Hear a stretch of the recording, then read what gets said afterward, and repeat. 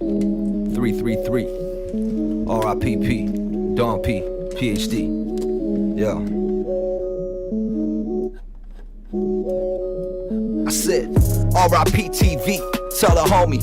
Mob Deep Mondays, that's everyday, thoughty. It's all for the community, that's what P showed me. We lost without the unity, where the fuck is the OGs? RIPP, God bless the real. Only for the righteous, the rest will go to hell. Flipping through the book of Revelation, figure it out. Transliterate the translation, do it yourself. It's the last days, life is a test and we in a cage. Concrete jungle, everyday struggle. Fuck the pain, I'm on some HNIC shit. Hegelian 3 shit. If you don't know what I mean, you was never G. Real shit, RIP. Yo, P, play that beat back, 333. Burn some weed, we repeat that. Shake me up a Tuka pack, break me off a 20 piece. I'm gone, never looking back. Y'all can't talk to me. RIP TV, tell a homie. Mob Deep Mondays, that's everyday, thoughty. It's all for the community, that's what P showed me. We lost without the unity, where the fuck is the OGs? Like the weed, play some IMD for me. It's hell on earth for real, but y'all don't wanna see paper trail politics. All the shit was prophecy, strictly for the family. Peace to the prodigy. RIPP, I sleep when it's time for me.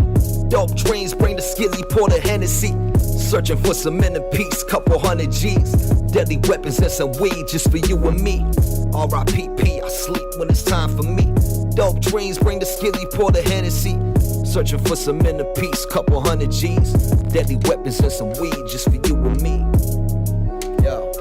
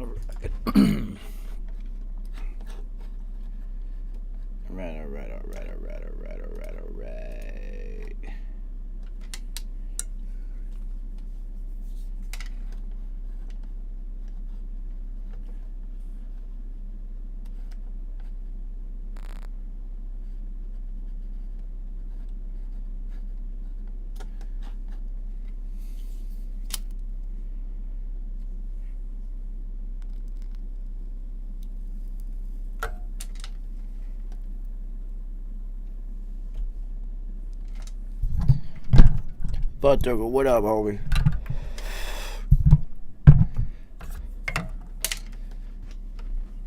I guess I'm waiting to see if any of my esteemed guest hosts are popping in today.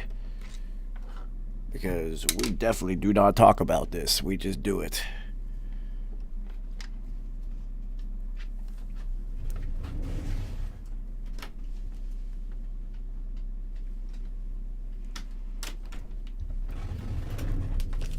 The wolf does not do blunts, y'all.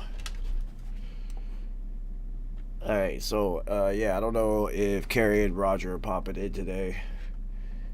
I have no fucking clue. And if they don't, then I'm just gonna make some beats. But we shall see.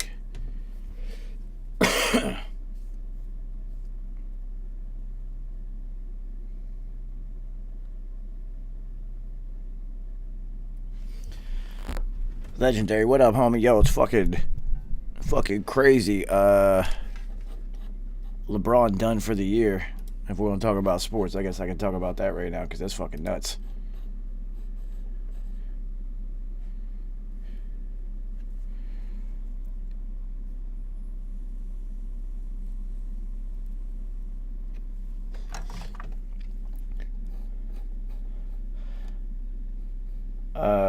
Let's see, what else do I got popping right now? Let's see.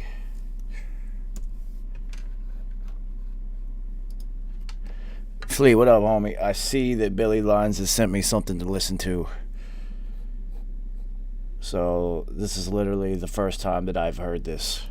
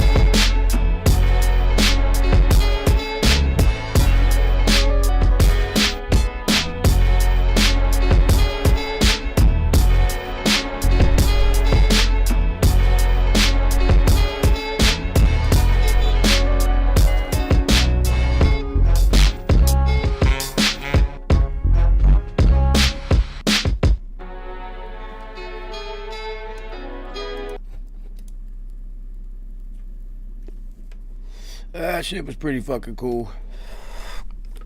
I think I got an idea for that. So, Legendary, what video games do you play? Because I used to play Madden like it was a religion. And I like PUBG. That shit is fun. And Grand Theft Auto, that's it. But when I was younger, dude, that's pretty much all I did as a kid. Especially in the wintertime, because what the fuck else you go to do in the country, the mountains?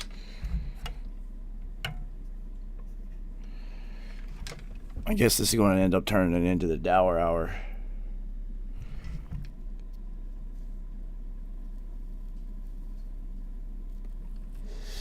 Yeah, Flea, I just saw Mega put out an Instagram post.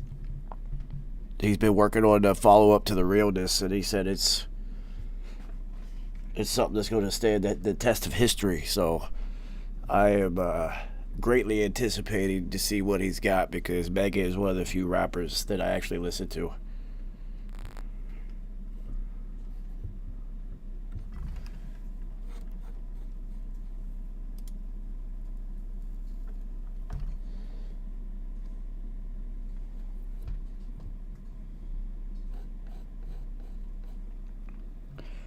Yo, you guys want to hear something crazy?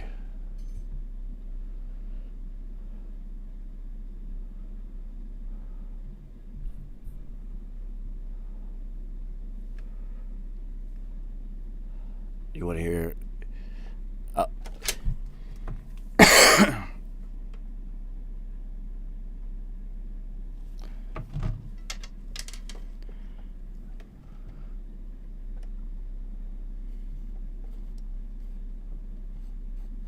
You want to hear something fucking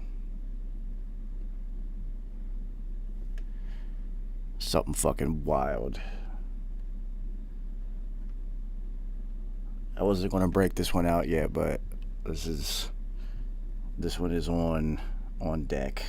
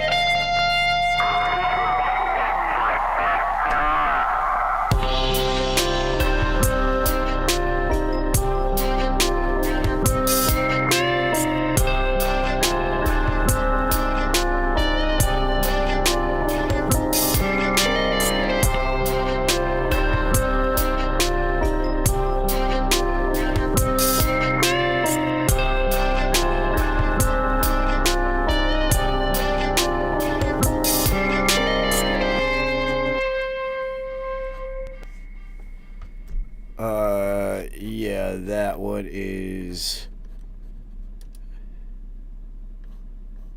incredible.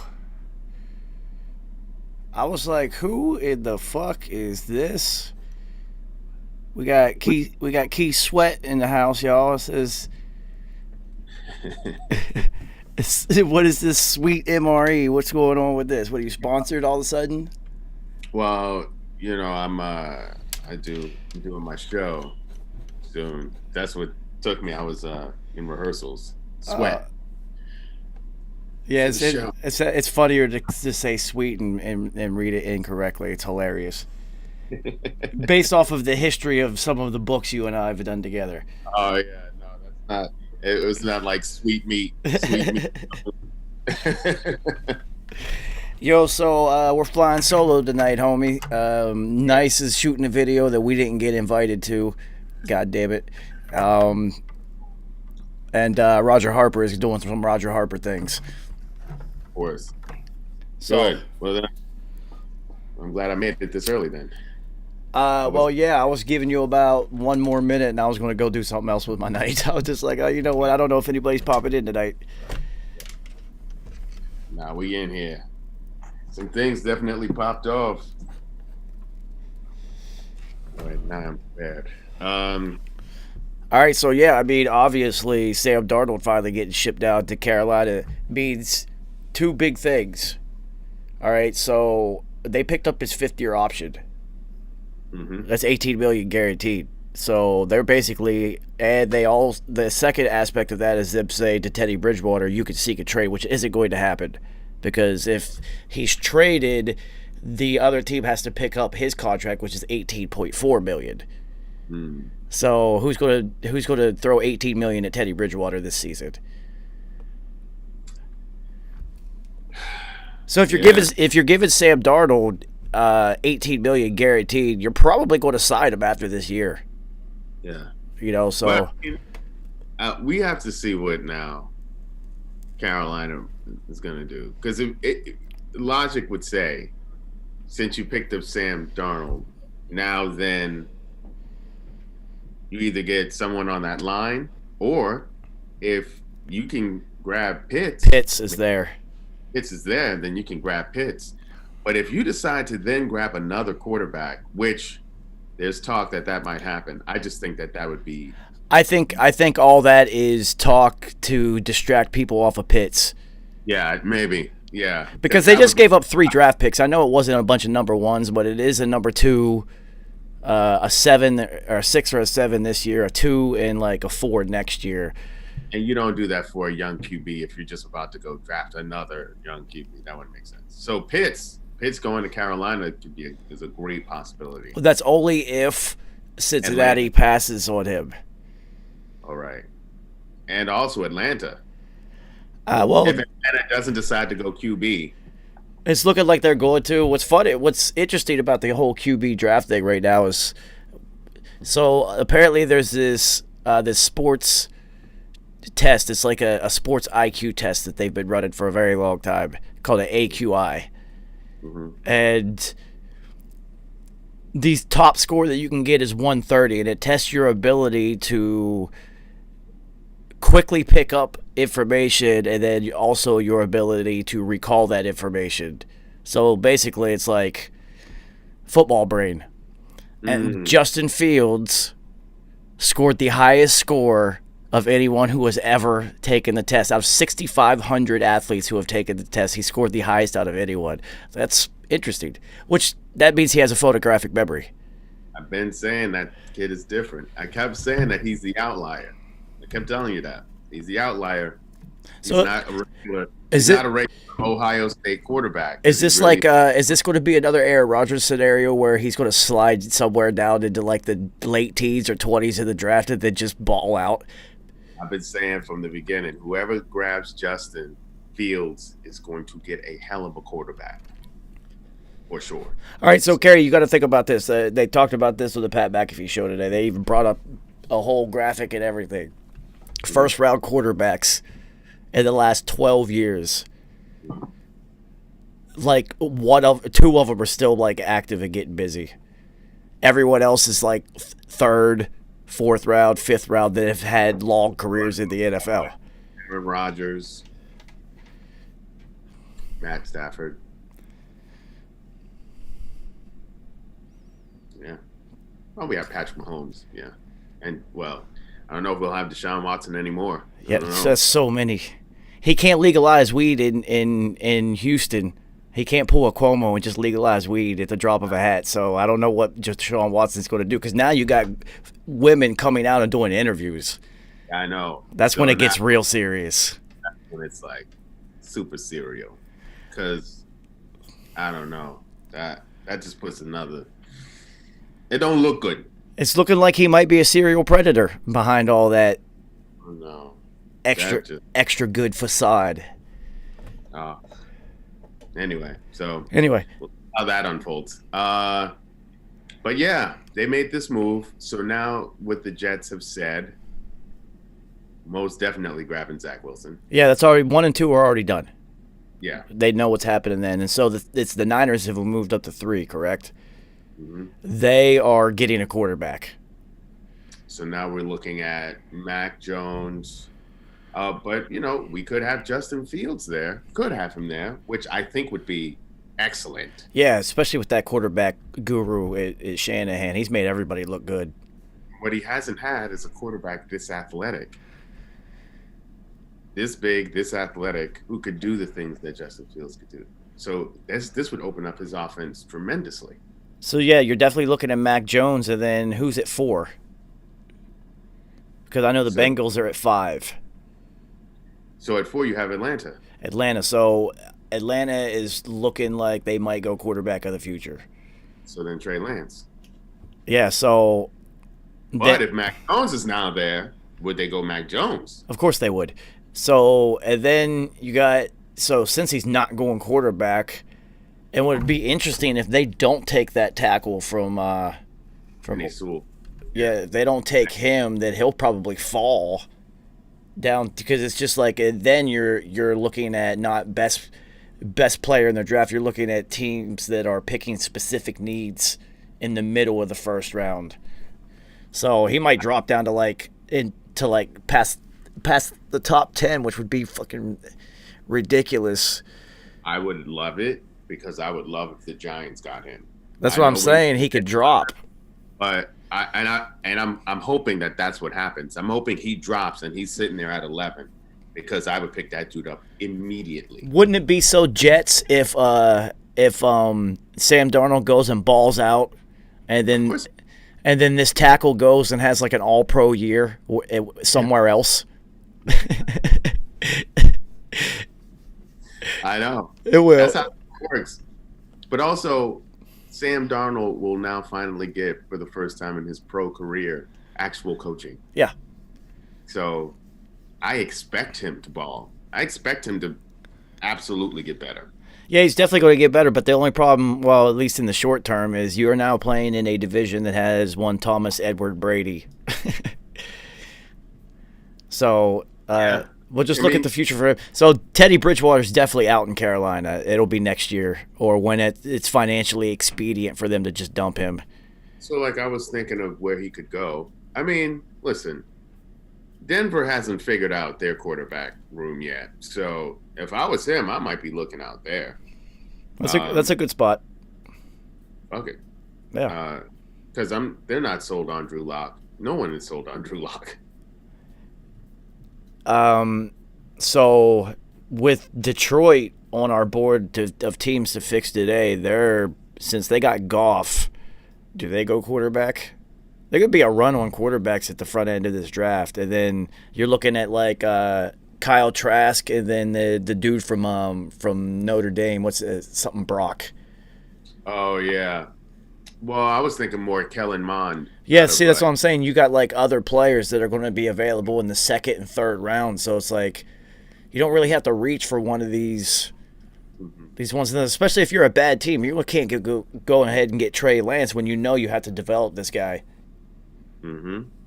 So you can guarantee that some stupid team with a bad GM is going to overreach for him, panicking about needing to get a quarterback of the future, and then this kid's going to have to play way too early, and his career is going to be ruined. And he played one damn game. Past one game. Ian, yes, the Ian Book is the dude from. Yeah. Yeah, he could play. He's all right. Yeah. Yeah. He's a competitor, for sure. He's got moxie. Yeah, he definitely does have tons of that shit. So the other interesting headline in the NFL is the Spanos family is getting pressured to sell the Chargers. I saw that. Especially like one of the daughters or sisters or whatever. Like what's that all about? She wants that bread. She wants out. She wants them to be forced to sell the team, and she wants to get out. But the other family members all said that they'll just buy her out. Yeah. So here's the funny thing: they only own as a collective 34%. But they're just the majority owners, so they get to make all the decisions and shit like that. Right. It's funny because now that Bezos has now shifted from that, Snyder has gotten the okay to buy out all of the owners in the Chocolate City Bigums and become the sole owner of the team, that Jeff Bezos is now looking at the Chargers. Really? Yeah. Okay. Interesting. I wonder how much the franchise is worth, like 2-3 billion. Somewhere between 2 and 3. Yeah. So if I mean, come on, this guy's worth like $200 billion. Like, whatever. Here's a check for that. I don't even want a mortgage. I don't want payments. Well, you can own it outright. Yeah. So I mean, with Bezos being who he is and that rich, then you can make the all-powerful move and globalize the NFL even further and do what I keep telling them to do, is move the Chargers down to Mexico. Absolutely. Yeah. Actually, Jeff Bezos could buy the entire NFL. He could buy all the teams. Yeah. Buy them all. Yeah. Why not? Yeah. Why not? Play chess with them. Like, why not? Fit every single player with a Neuralink so you could just play them with controllers in real life. That's it. That's interesting, but so you're looking at the Chargers. I didn't know that it cost them $610 million as to move from San Diego to LA.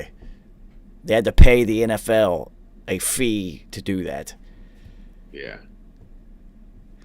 That's a lot of money. So the one sister is saying that killed them, and then the whole COVID thing, and then also the fact that they're now in LA competing with a more popular team that's more successful than them.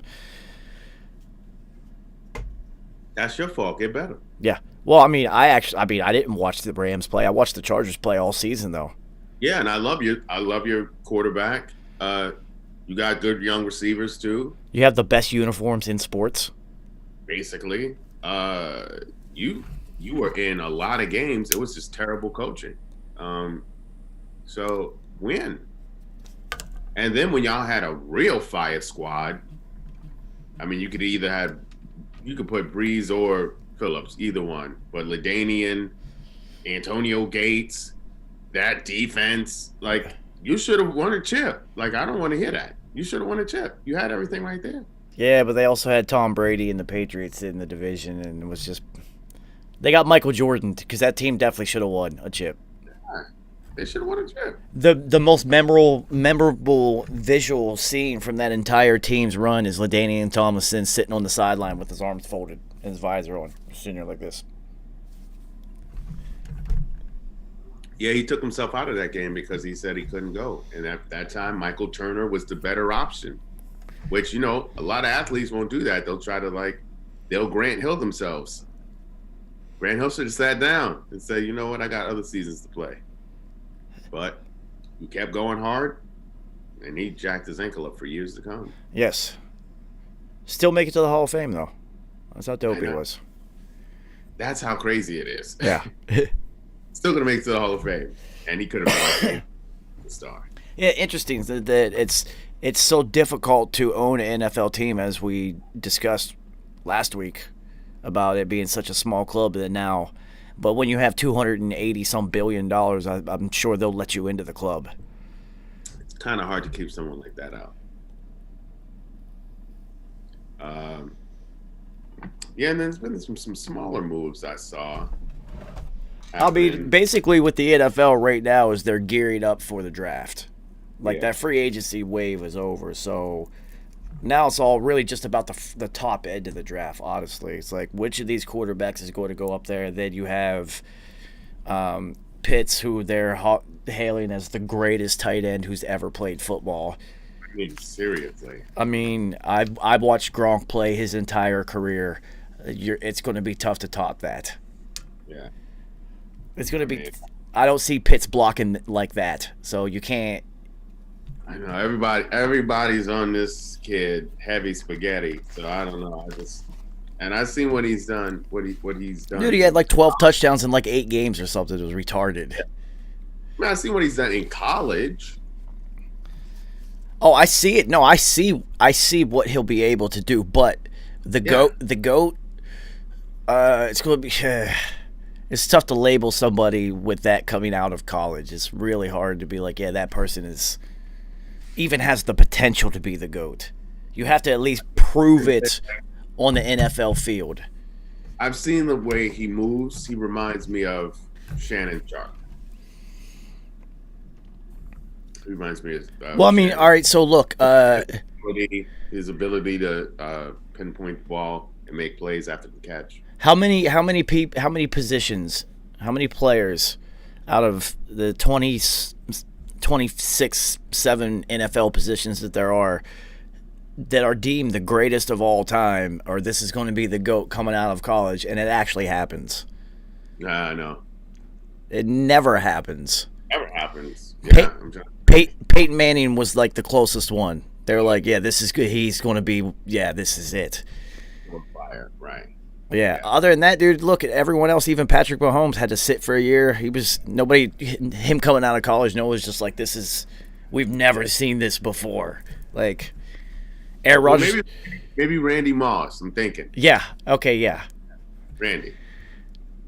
I mean, Randy was the only football player that I've ever seen that could have probably not going to college because he was a wideout. Well, with him, Adrian Peterson also. Okay, yeah, Adrian Peterson could have went straight from high school to the NFL because he was that big as a freshman, running for like. And he did live up to it too, because they were like, he is the best, and he ended up being. Okay, yeah. See how rare it is, though.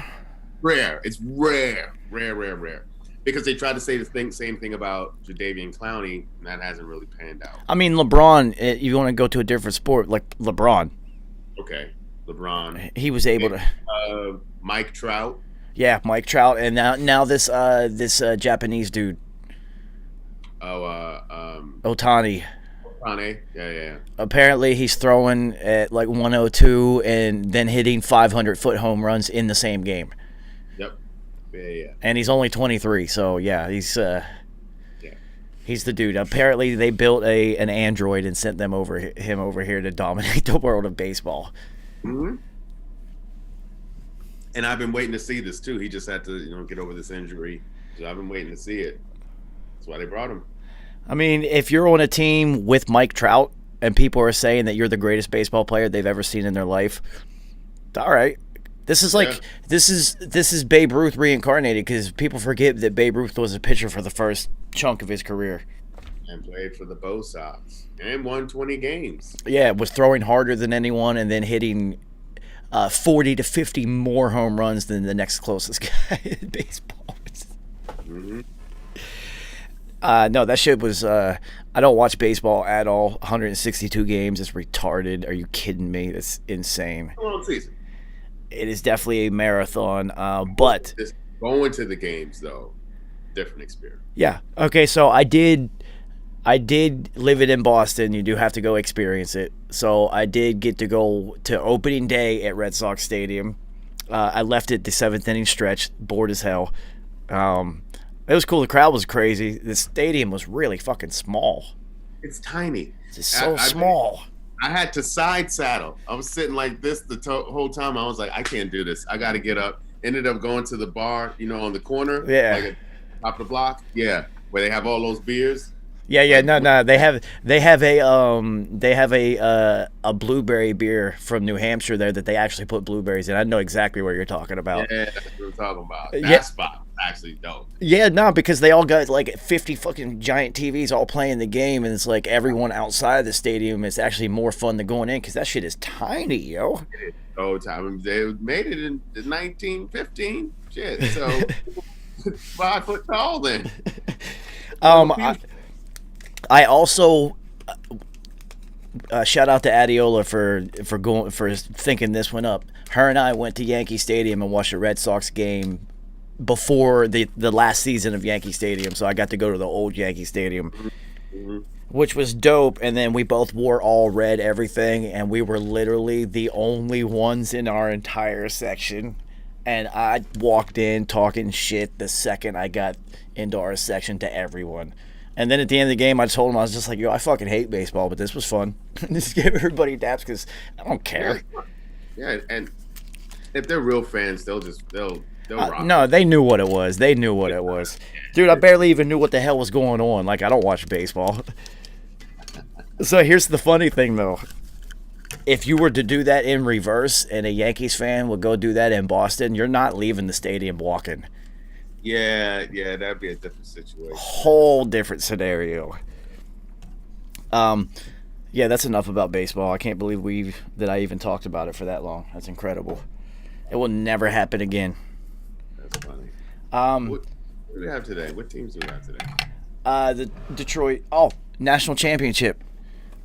Oh, We could talk about that for a second. So, see how hard it is to go undefeated.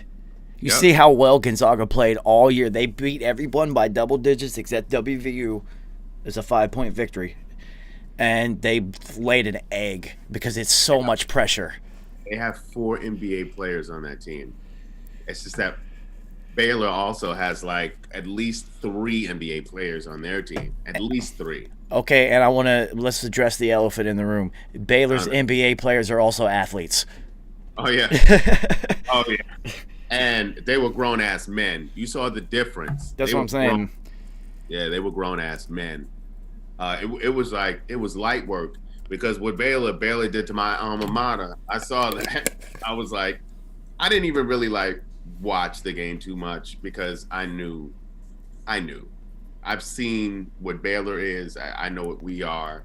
And I just knew we just didn't have enough. And then they just went in there and Gonzaga was still favored. No one gave Baylor a shot. I had Baylor winning in one of my brackets. I actually won a tournament challenge. Nice. I sure the fuck didn't. I won one. Won me one. Well, I watched WVU beat Baylor, and then like 2 weeks later, Baylor beat WVU, so they split. And I knew how good WVU was. So I was just like, all right, Baylor could play, but I also watched them get beat by this WVU team. So it was just like, and then Gonzaga, but it looked like every Disney movie about basketball in the 50s that we've ever seen. The undefeated all-white preppy team, except this team was hilarious. They had fucking handlebar mustaches and fucking long hair and shit. It was hilarious, yo.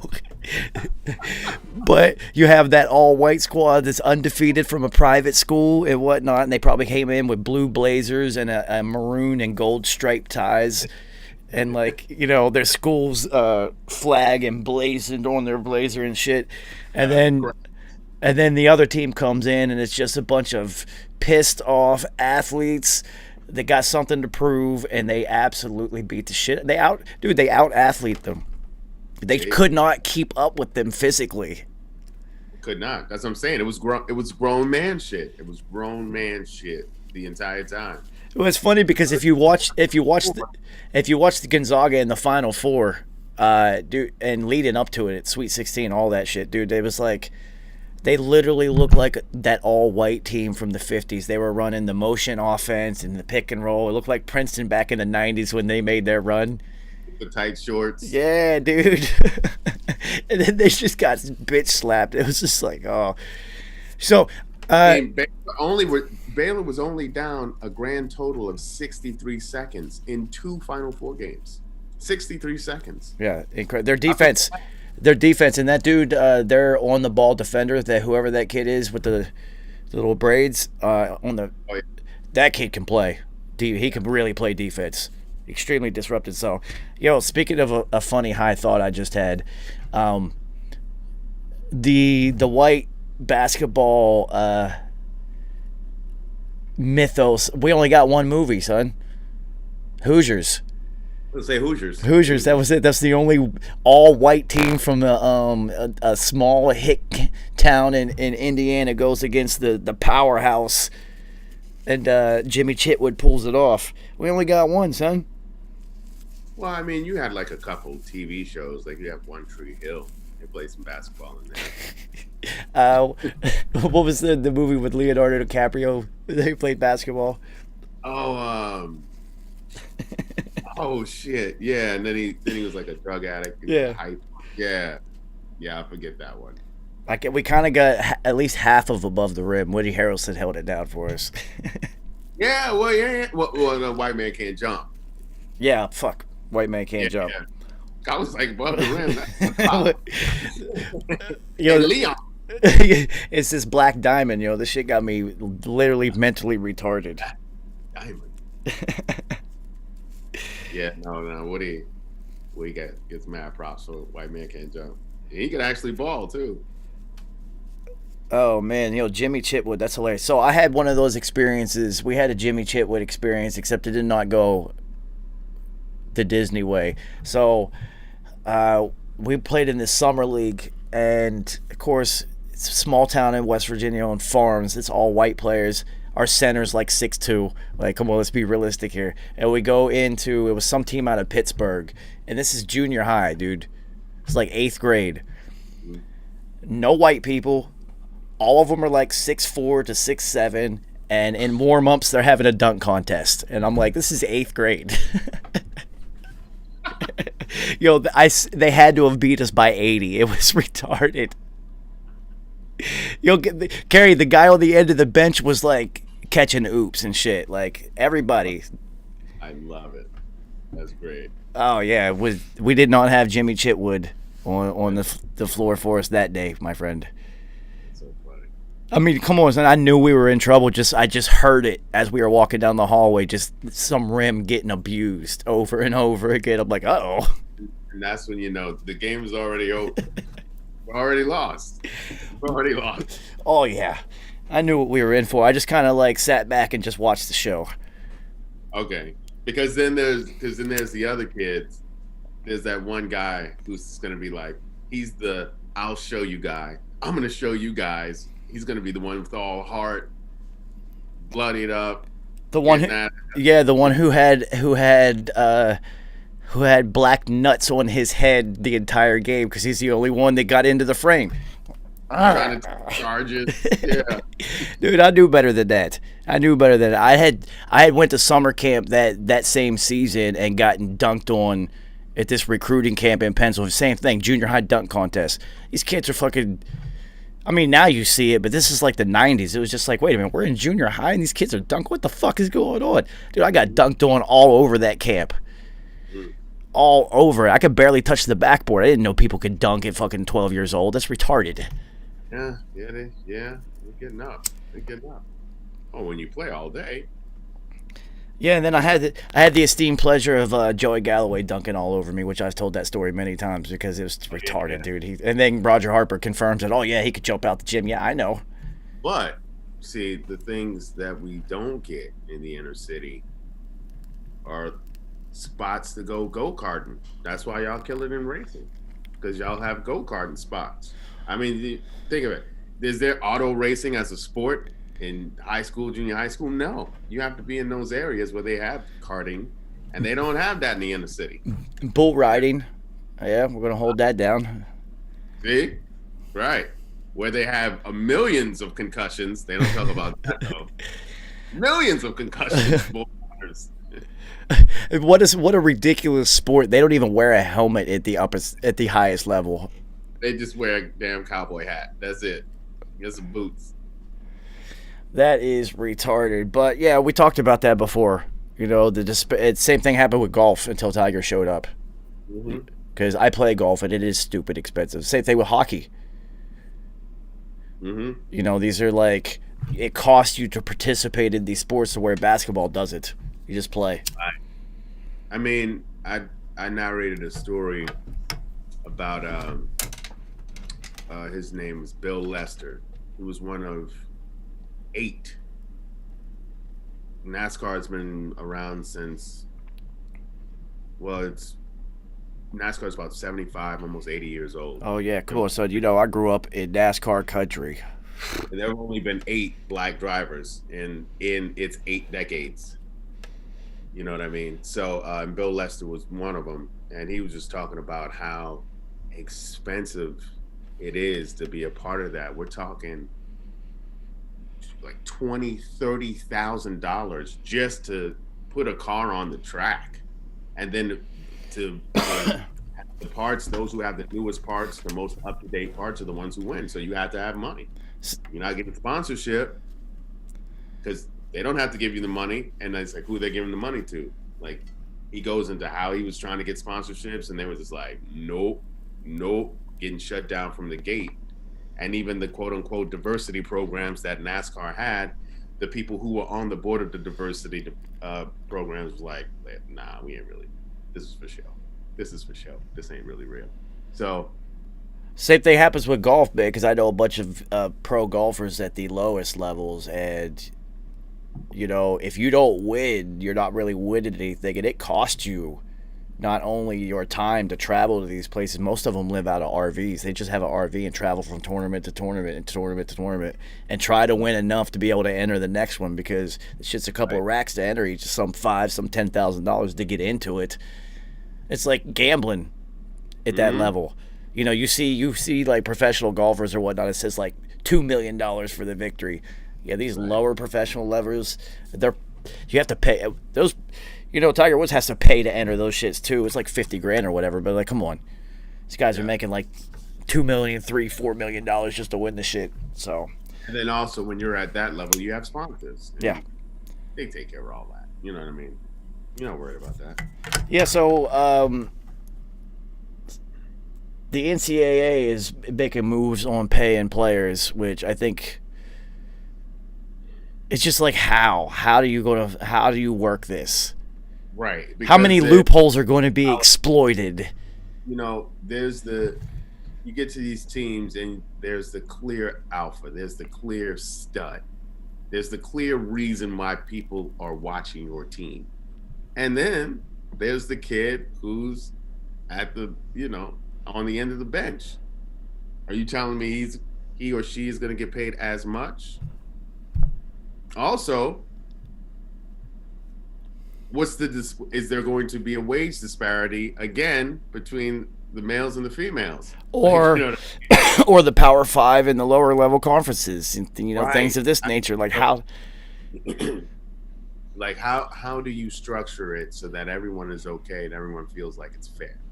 Because I guarantee you, just because you're not a D1 athlete, like whatever division you're in, whatever level you're in, you're gonna feel like if you see a D1 athlete getting paid $150, $200 a game, and you getting $15 a game, you know, being D2, D3, whatever, you're gonna feel a way about it. Of course. You're gonna feel a way about it, even though you know you're not. And that's the thing too, because not every D2, D3, even though it's FBS, FBC, all that, I still call them D2, D3.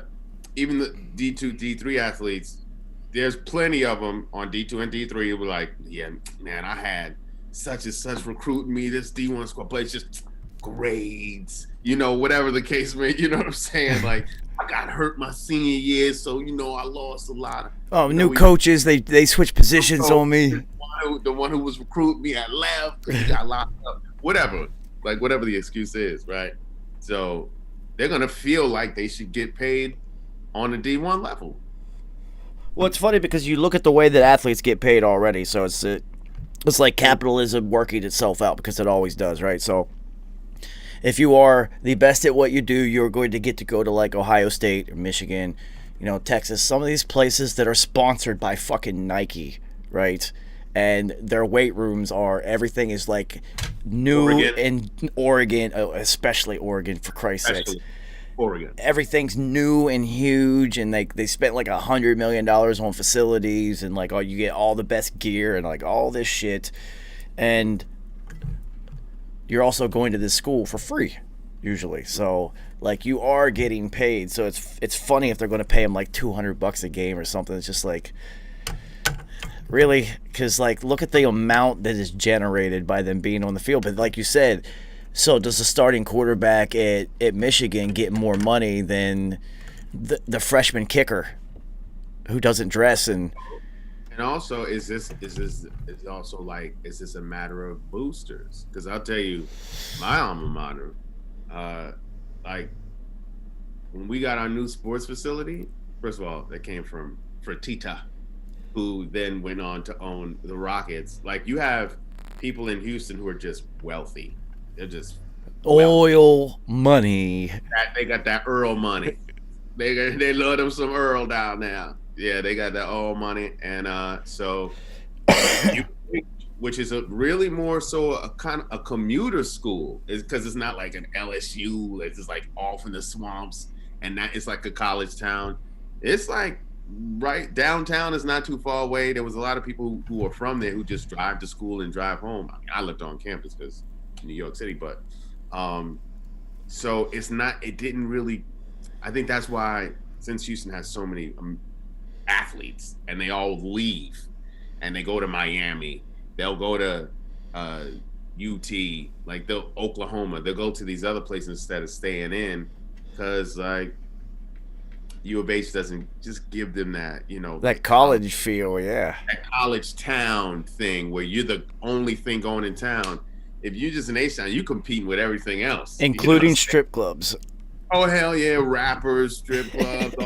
I mean, we had the most strip clubs per square mile in the whole country, and that was a fact.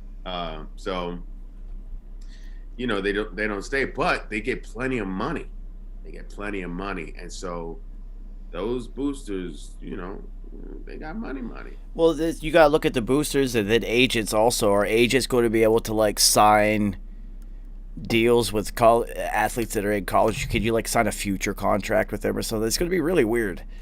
And then also you have these other amateurs, right, who could be making money. Like you had that kid who, I forget his name, but he was at University of Colorado, but he was a snowboarder. But yeah, he was a wide receiver, and a punt returner. He was a damn good one. Yeah, but like he couldn't get this money, and it was like, well, why can't I get this money? I don't understand. That doesn't make sense. And they literally could not make it make sense. They couldn't. No, they couldn't because he was already sponsored he's a mogul skier. Yeah. Yeah. They were like, we're going to take your football career away then. Like, what? Just because I could get this money? Like, the school doesn't even have this sport. I do this independently. This is my own thing. It's my own shit. You've been doing that shit his whole life. Yeah. So it's like, what are you talking about? I can't get this money. That doesn't make sense. And he's an Olympic athlete, so the rules are. It's so weird. It's so weird. So, all right. So, with not a whole lot going on, I guess we can try to fix the unfixable.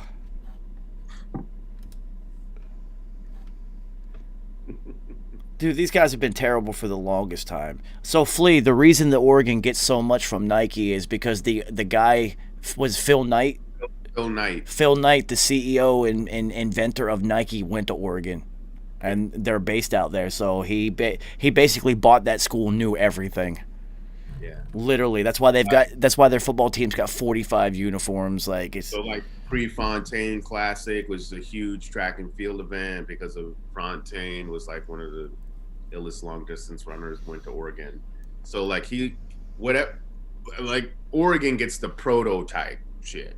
Well, Oregon's track team has always been dope.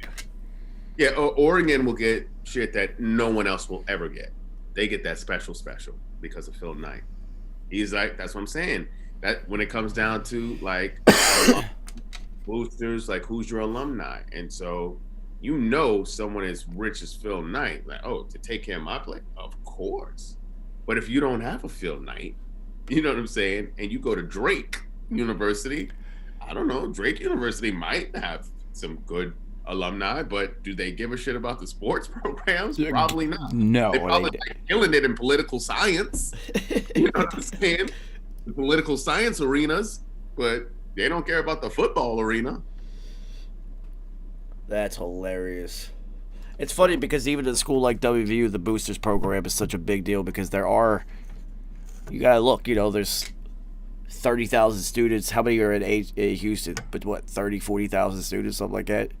Yeah. Mm-hmm. So, and that's year on year, 30, 40,000 for decades at this point. So, a few of them are going to hit it big. You're going to hit on something. Yeah, you're going to hit, one of them's going to hit something, man. Yeah, you're going to hit eventually. I mean, because you got to look at you look at WVU. Long football history, recent basketball history outside of Jerry West way back in the day. And so you're not having professional athletic success like Peyton Manning's not going to buy you a new football field. Right. So it has to be, somebody has to go hit it in something. It was like, because your alumnus is Jeff Hostetler? Yeah. Okay. I have an affinity for Jeff Hostetler, but how many people know who Jeff Hostetler is? So what ends up happening is so there's this dude, and this is the biggest house I've ever seen in my life, and I've been around a bit, right? It's in the mountains of West Virginia. It's at the top, and it's so big it literally doesn't make sense. It's just it's like four mega mansions connected to each other. It's like, why? That guy, WVU graduate, started a machine business where he rents heavy equipment. This guy's got hundreds of millions of dollars because where he's at in West Virginia, all these coal mines and shit, just constantly using his shit. Mm-hmm. It's just machine dudes, and somebody like that, who probably played high school football and will be like, oh hell yeah, I got to donate money anyways for my taxes. Here's fucking $50 million. Go build a building and name it after me. Which T-Boo Pickens? T-Boone Pickens? Which college was that? Dude, he remember he gave them hundreds of millions. Yeah. And it's not even a big school either. Right. Yeah, I can't remember what school that was. It's in Texas, isn't it? Oh no, it's Oklahoma State. Oak State, okay. Yeah, he gave Oklahoma State $1 billion or something. Retarded, dude. T. Boone Pickens. Where'd he get his money at? Oil, probably. It's in abundance out there. I mean, between oil in Houston, between oil and the medical profession, since Houston has the largest medical facility in the world, especially MD Anderson with the cancer building and all that. They bring in. I mean, there's just so many people who have money in Houston. It doesn't even make sense. What's the plastic surgery game in Houston? It's got to be popping. You know what? Or do they go out of town? It's like they got natties. There's a lot of natties out there. Yeah. Nice. Shout out to H-Town. Nice. Shout out to the natties. Yeah. So obviously the biggest change in Detroit, Motor City Dan Campbell is now the head coach. I don't know if you saw this guy's press conference. He is. What was he saying? He's going to bite kneecaps and stuff. Yeah, he's the kneecap guy. Marginal player, but he was that guy who was destined to become a coach.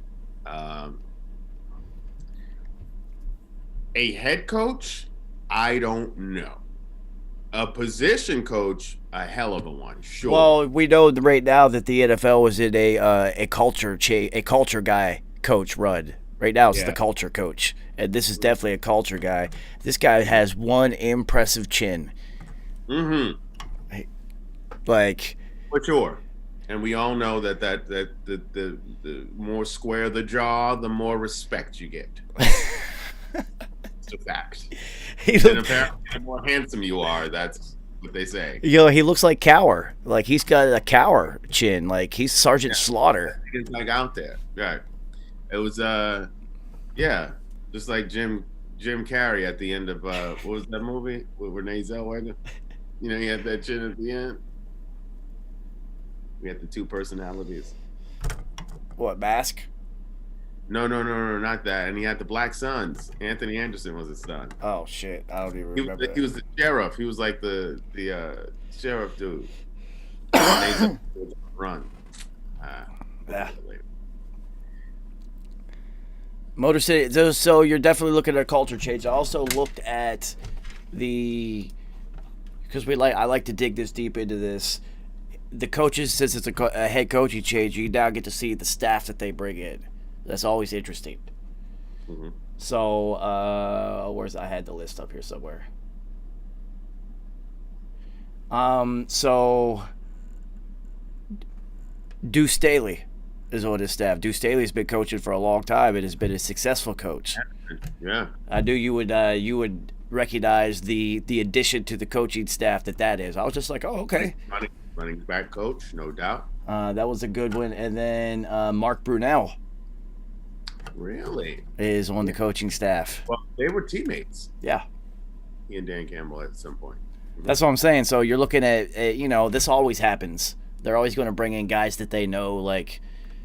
But I like Brunell a lot. He gets mad respect. He gets respect. Yeah. He's bringing in guys who get respect. Staley gets respect because even though he was undersized as a player, he is oversized as a coach. Yeah, they love him. So you're looking at a complete and total culture change. So what's that do for Jared Goff? Because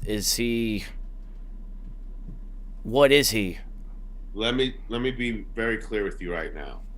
Goff is not their guy. Goff is not Detroit. Detroit won't get behind him. He's not a Detroit dude.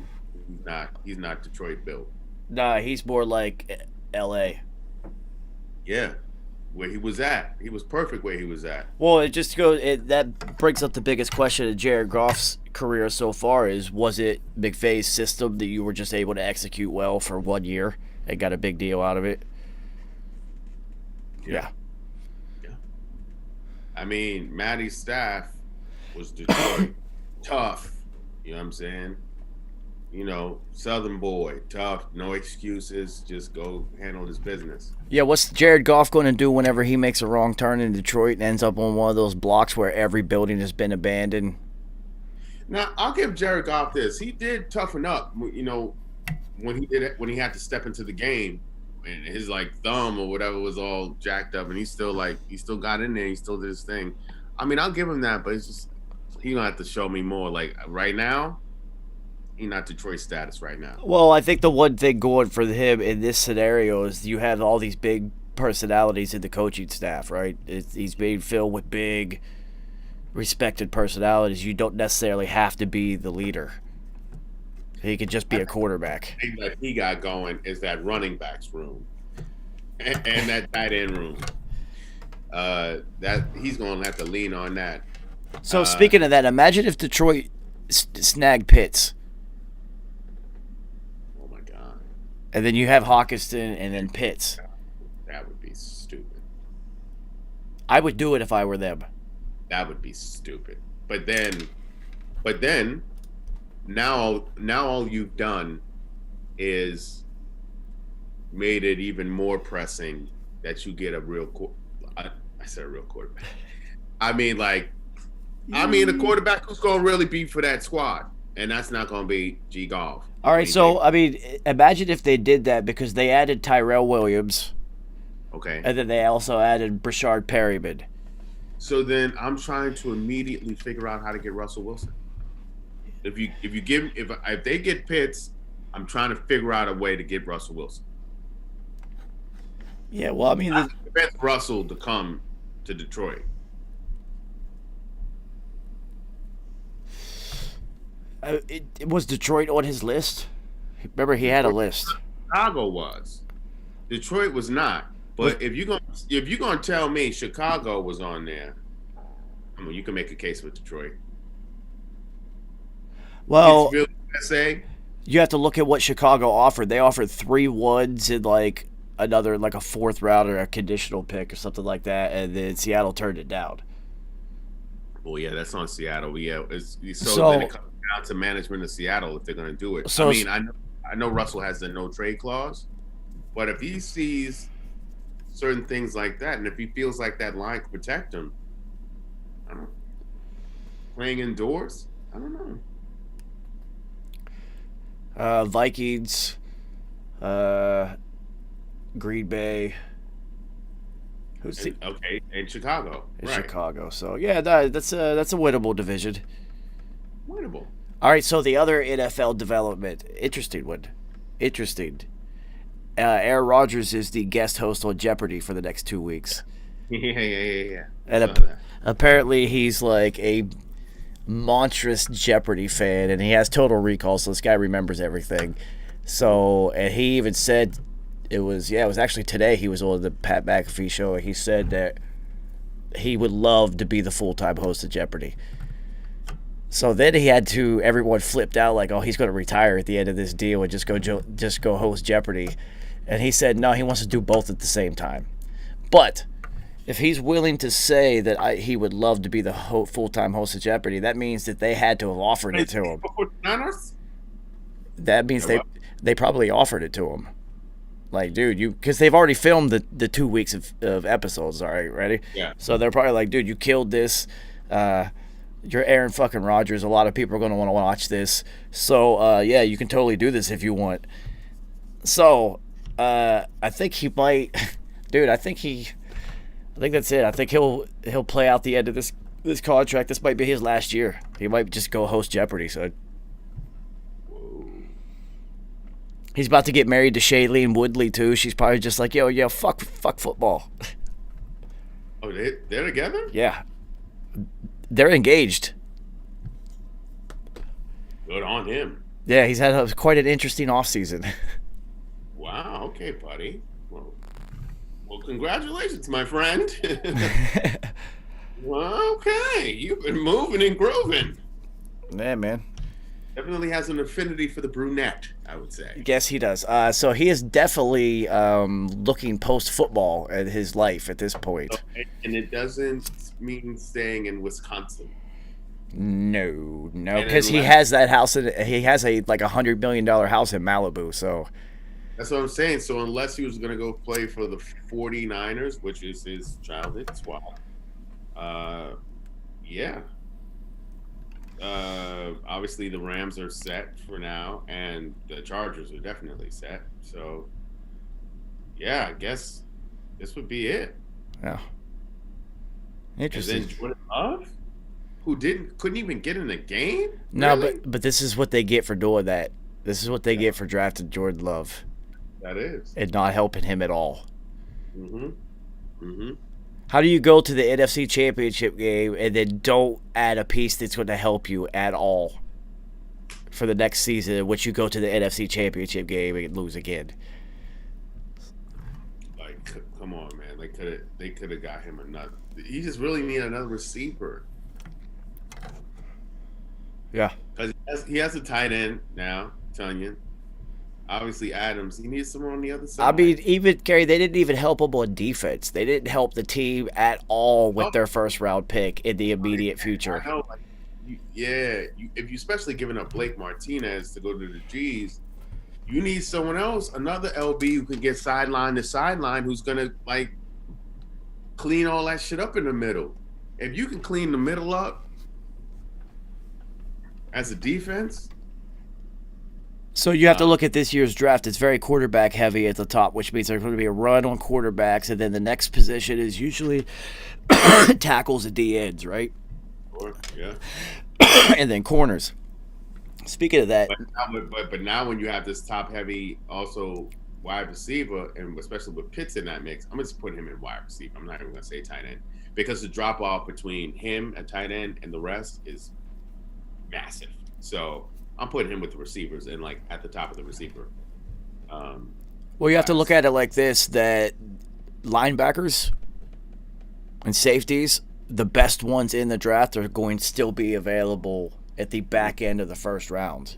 Mhm. So That's how I look at it, because it's really weird. It's so all of a sudden out of nowhere. It's just like all these quarterbacks are going to be taken within the first 7 picks. It's just like Now I finally remember his name, Terrence Marshall Jr. I remember that young man's name from LSU, the wide receiver, who I didn't know he clocked in a 4.38, but like 4.3. yeah.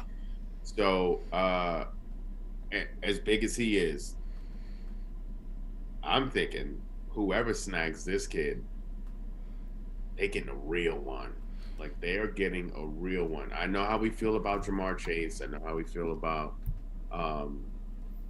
Jalen Waddle, Devontae Smith, who won the Heisman. I know how we feel about him. And then there's a kid from Mississippi State that people are really big on. Mississippi State now, too. I mean, we also have Rashad Bateman out of Minnesota, but he's really a Georgia kid.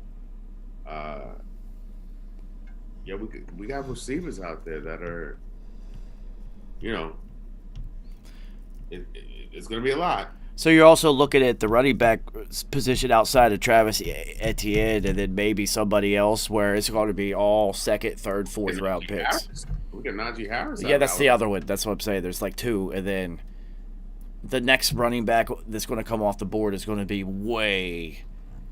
Well, you got to think about Chuba out of Oak State.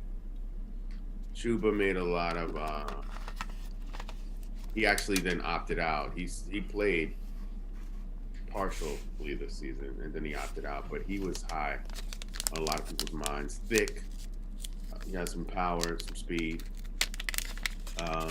Leader. I'm trying to think as a running back, who else? Not busy. All right, so let's run through. Yeah, the quarterback. They were slinging it all over the place. Let's look at the Detroit Lions. Yo, what was Matt Millen? Was that the GM's name? That was. Oh man, he was bad. Former Raider linebacker. He was not a good GM at all. Anyway. He loved receivers though, as a defender too. He just loved. You know what? I think this is exactly where it came from. He played for the Raiders. He played for Al Davis. Yeah. Just when baby speed at receiver, and then who does he when he becomes a GM? Who does he draft? Receiver. Well, so, the third one, you had no choice. Right. You had to. It was Calvin Johnson. You had to do it. But like Charlie Rogers. And then it was the dude from Texas. I always forget his name. Roy Williams. Yeah, Roy Williams. So the other Roy Williams, the skinny one. And then Charlie Rogers was mad slight, R.I.P. though. Yo, so speaking of Roy Williams, interesting that both of the Roy Williams from that time period were supposed to be game changing and just got to the NFL. To UT. Yeah. Both were Longhorns. Roy Williams retires from UNC. Yes, he did. And he says he's just not the right man for the job anymore, which means I can't talk to these kids. I can't yell at them. It's not the same. I can't do this. These kids. That's 100% what it is. You can see it. Like every coach that I've talked to, because, even teachers, you just talk to them and they're just like, oh my God, you can't say or do anything anymore. I talked to my old high school coach and he's just like, listen, man, you can't say anything. You can't do anything. I was just like, wow, it's going to be impossible for somebody from the old guard who's used to grabbing players by the face and yell at them and hitting them in the head and shit. Like, you mean like what Tom Izzo did? Yeah. See, you can't. In this March Madness, and then they laughed about it, and then he was like, "Oh, just because we were cussing each other out and I grabbed him, is that it?" And he laughed it off, and then it was like, next. Yeah. Well, that's just how it happens. So the Lions signed Quentin Dunbar. I don't know if that means anything. I just remember his name. I do remember his name. Yo, they signed some guy named Korn. His first name is Korn. Okay. No. Korn. Oh, because I was gonna say, well, maybe he can at least put a concert on in the locker room. No, his name's Korn Elder. I just like his name. Corn Elder. Yeah. I have no idea who that is, but his name is fantastic. They did sign Khalif Raymond. I don't know what. He's a shucka-mucka. He is shucking and mucking for real. Khalif Raymond, that's somebody that's not doing anything with their career. Like a linebacker. Brashard Perryman and the whole thing with Perryman and Tyrell Williams. Did Fragile. Both fragile. both fragile, but did you really upgrade from the two receivers that you just let go? Especially not Marvin. Marvin Jones and Not Marvin Jones III. Galladay. But even out of Galladay and Marvin Jones III, Marvin Jones III is the real one. He's a real one. Tough. yeah, he fit Detroit. He fit. Yeah, he fits Detroit. Absolutely. Tough. But like you just put two fragile dudes. They listen, I only call you fragile when you show me that that's what you are. I don't call you anything that you don't show me. It must be That's Fragile. It must be Italian. A fragile. Let's see. But when they're healthy, they get busy. That's what's frustrating. Yeah, it's just they got Michael Brockers. They had. You have to convince me that you're gonna even going back to these receivers. Now you have Goff throwing to them, and like it's not like Goff may not help them out either. He's not going to. I've seen Goff get receivers fucked up. Yeah, he's not going to. Coverage. He looks like, all right, so I'm going to tell you exactly who Jared Goff is in my eyes. Jared Goff is that kid who went to like a prep school where everybody was really good and they won like 26 state championships and shit, and everyone was always open, and then he goes to college and it's the same thing where everyone's always open. He's just getting busy. Didn't he go to Cal? Didn't he? Yeah, was he under Jeff Tedford? Yeah, I think that's who the coach was. Yeah. Yeah, that's the quarterback guru and whatnot. So, and then you get to the NFL, and even with Sean McVay's system, it's just like people are always open. And then once people stop being open, he wasn't that good, yo. Well, I mean, also when you have like Robert Woods who's killing it, Cooper Kupp who's killing it,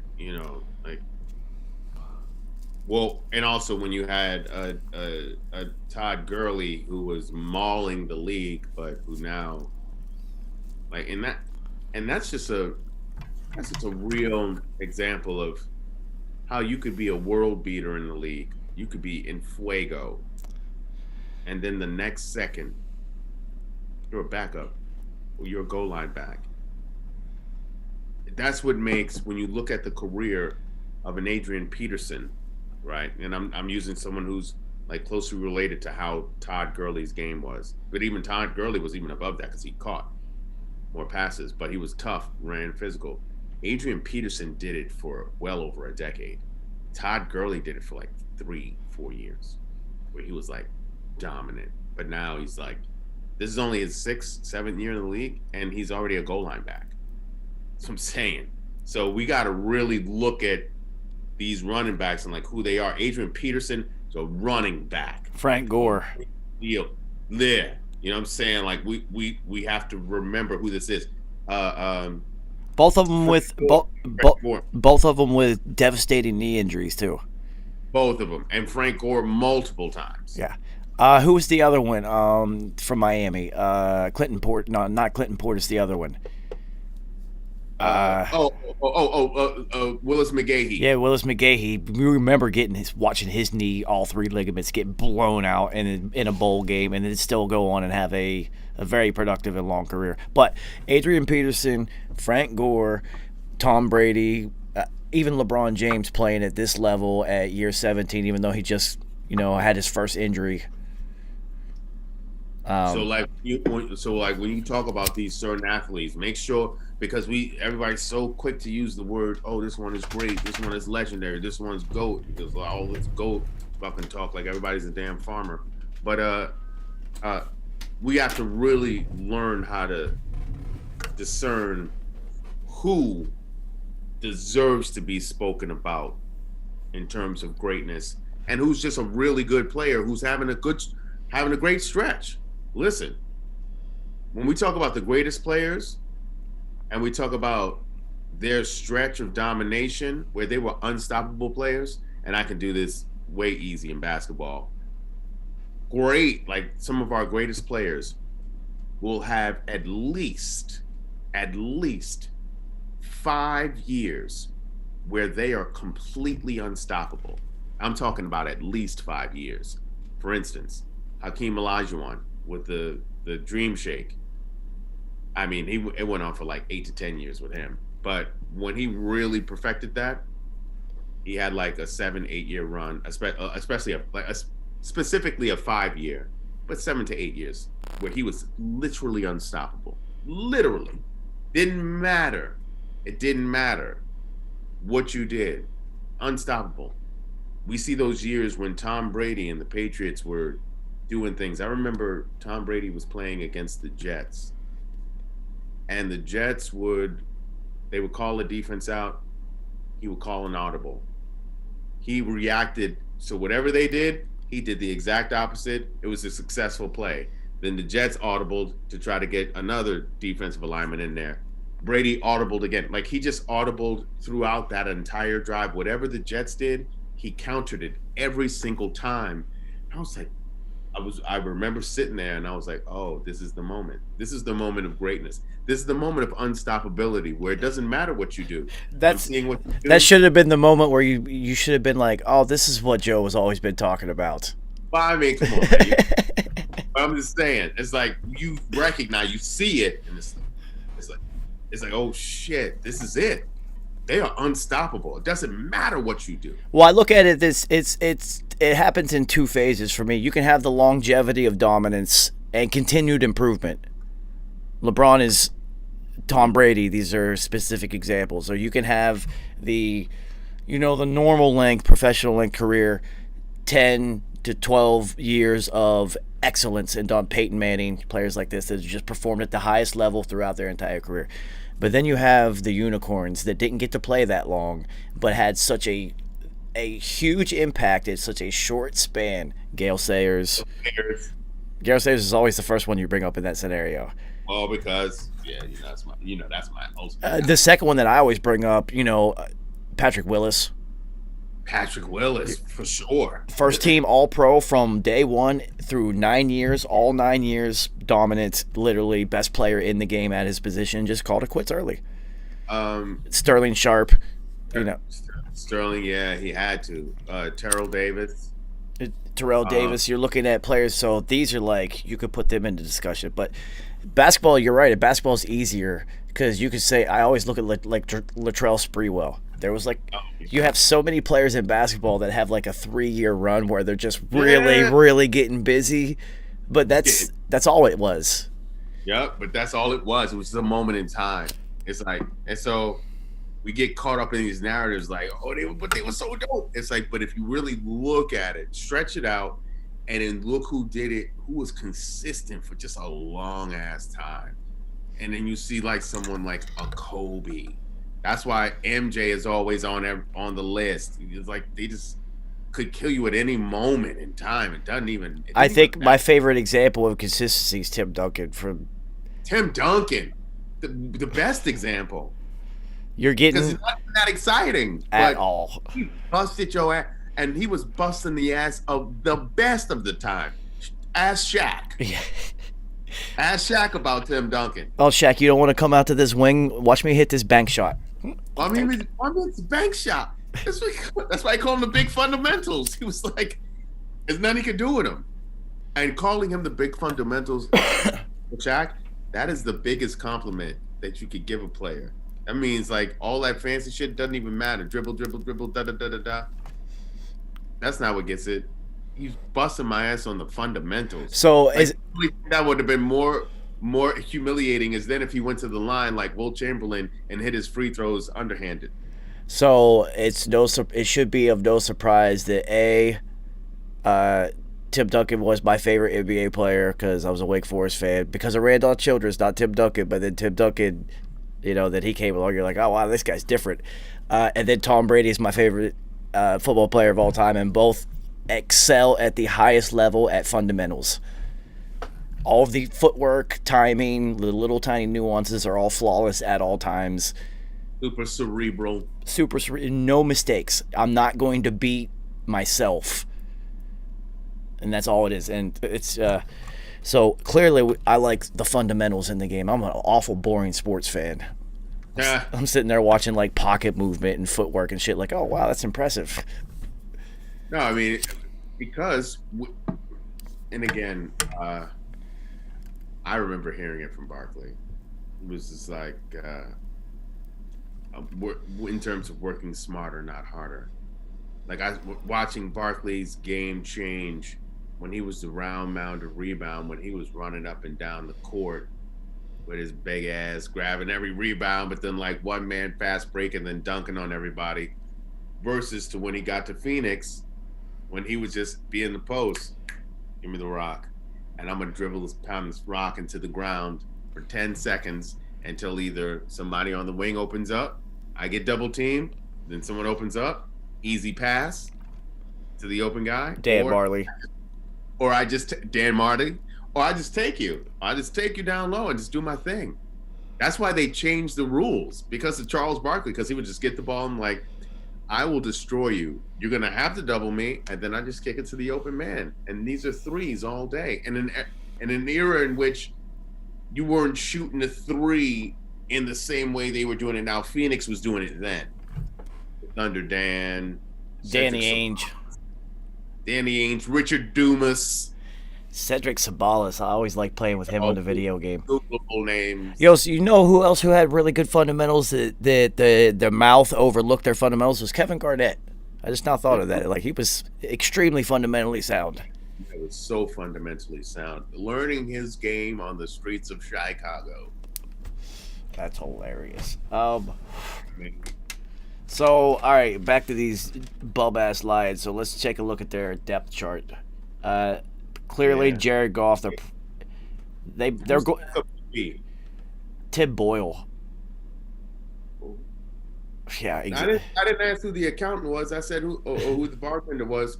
Who is the backup quarterback? Tim Boyle and David Blau. So Boyle and Blau, attorneys at law. Only thing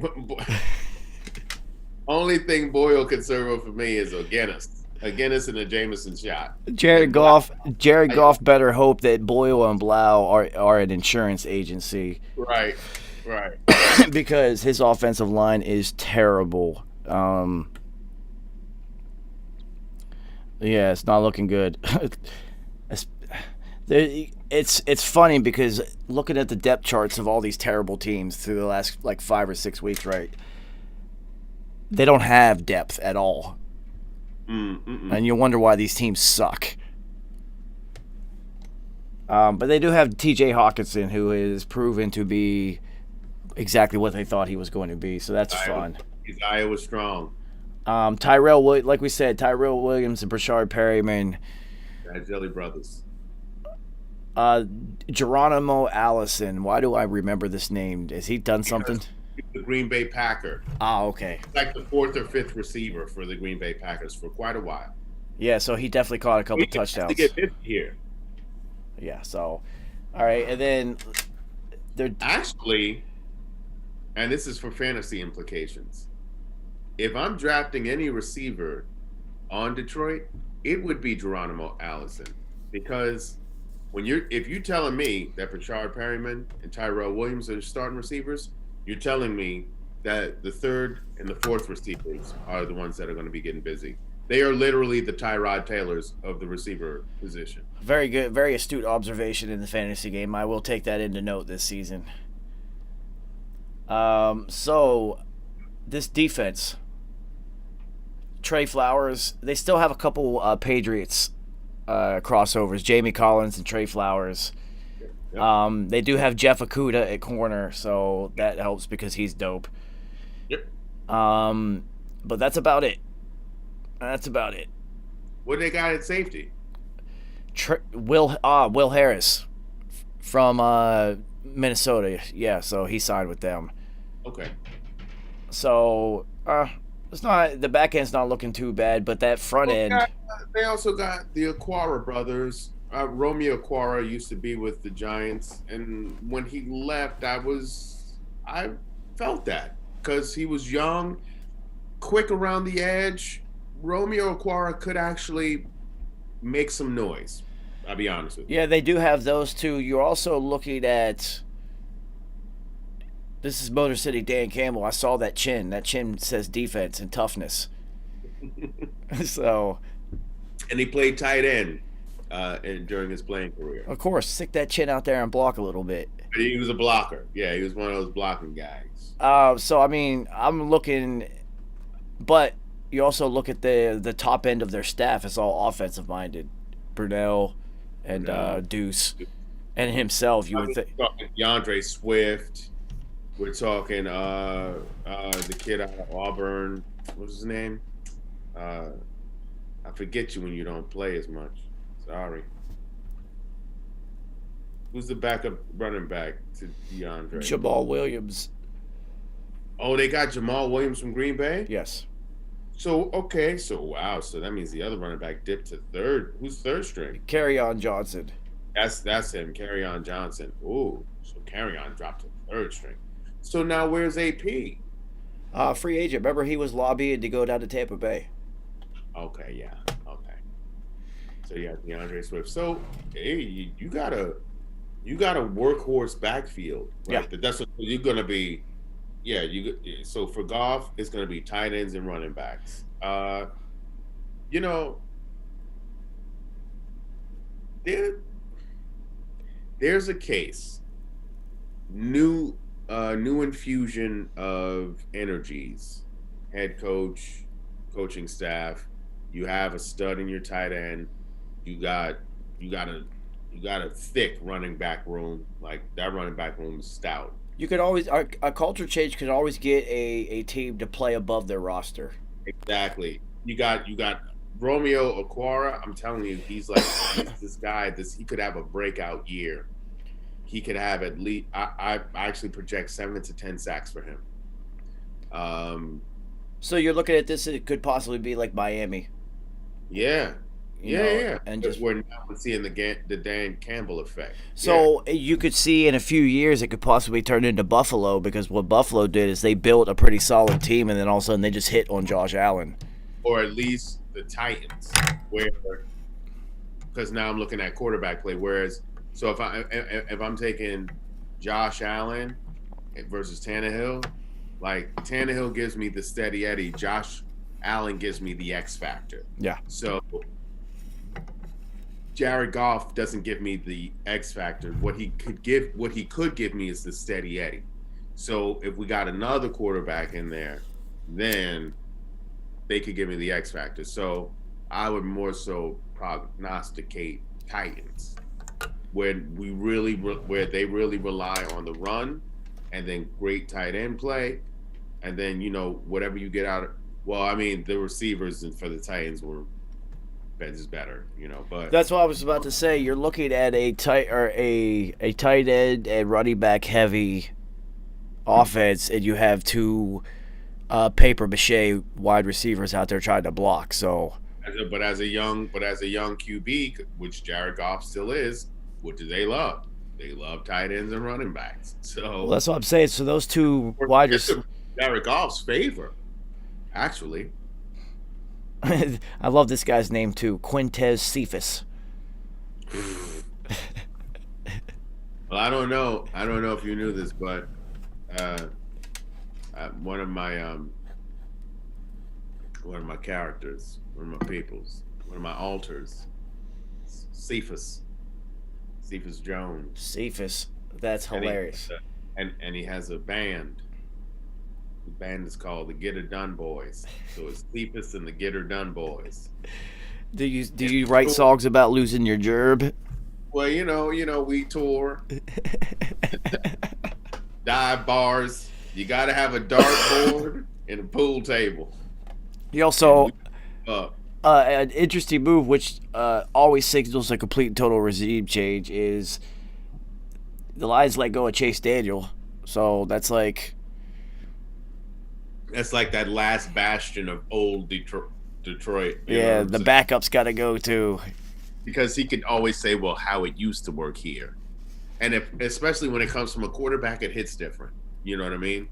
because the quarterbacks are the leader of the squad. Especially who's been in the league for 14 years. Chase Daniels has been a backup quarterback for the longest. He's made like $100 million at backup. It's incredible. Listen, Chase Daniels is living the best life. Chase Daniels had his glory when he was in Missouri, and he was the man. I believe he went to Missouri. Oh, you know where he got picked up? Interesting. He's now down with the Chargers. Look at that. Listen, he's, and anyone who has paid any sort of attention to me ever will always know. Best job in America is backup quarterback. Look who we got in the building. Fresh from the video shoot. Where they at? You're nice. You're muted. And he's gone. So it looks like the video shoot went well. So anyway, Chase Daniels is. Chase Daniels still getting it, and get it. And Chase Daniels is not leaving the NFL. 13 years as a backup. He's not leaving the NFL. 13. He's going to then transition this into a coordinating job. He'll be a coach somewhere. He will be a coach somewhere. He's a lifer. 13 seasons he's played. Crushing it. You feel me? This is amazing. Yeah, I'm looking at his career arc. This is incredible, man. So he was back up to Drew Brees for 3 years. Yep. And then he went to Kansas City for 3 years. Mm-hmm. And then He's back great ones. And then he was in Philly for a year, where he threw a grand total of 1 pass. Mm-hmm. Then he went back to New Orleans, where he didn't even have an attempt for a season. And then he went to Chicago for 2 years. Interesting. And then he just sat behind Stafford for this last year. Dude, this guy's 13 seasons. He has appeared in 69 games. 261 attempts in 13 seasons. That's hilarious. So that's 20 attempts a season. That's like 1 a game. So what you're saying is his body is feeling great and his bank account is feeling greater. Well, he's been like the most coveted of backups, so he's always signed really big deals. Which means he's always been locked up. Yeah. Which means he's smart. You know, he can pick up an offense fast, and then.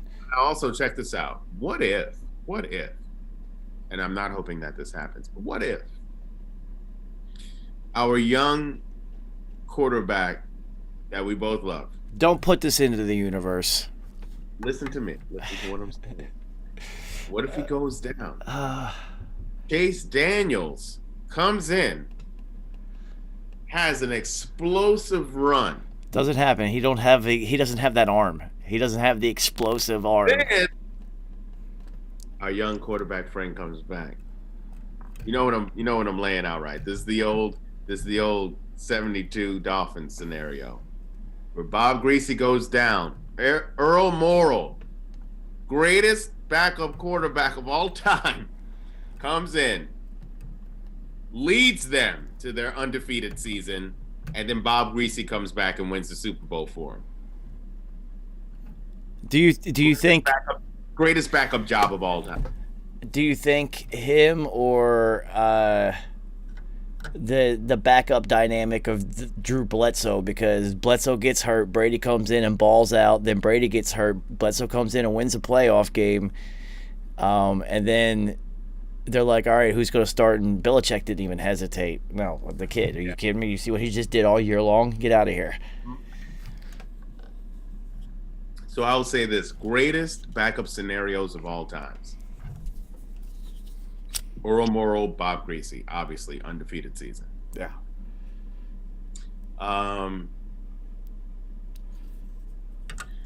San Francisco 49ers. Joe Montana, Steve Young, Steve Bono. You had 3 bona fide ballers, 2 Hall of Famers, and Steve Bono was no bum. he was a Pro Bowler.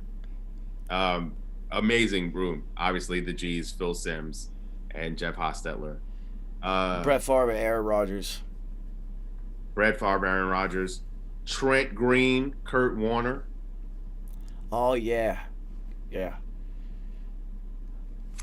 Obviously, Brady, Bledsoe, obviously, of course. Breeze, Philly Rivers. Yeah. And of course, I would be remiss if I didn't say this. Jim Kelly, Frank Reich. Because Frank Reich was the literal comeback kid Yeah, you forgot throughout his career. you forgot Elvis Gerbach in that 49ers quarterback room. No, I didn't. No, I did not. So I did not forget Elvis Gerbach. What a name, Elvis Gerbach. How do you make it to the NFL with a name like that? That is incredible. They had other expectations. All right, so You got to throw to some stud receivers at University of Michigan. yeah, this is true. Monty Toomer, one of them. Yeah. That's the team I used to play with on college football. Of course you did. Amani Toomer, Tishmandu Biakabatuka. Oh, yeah. And that's the thing. Another running back who had like a 3-year window.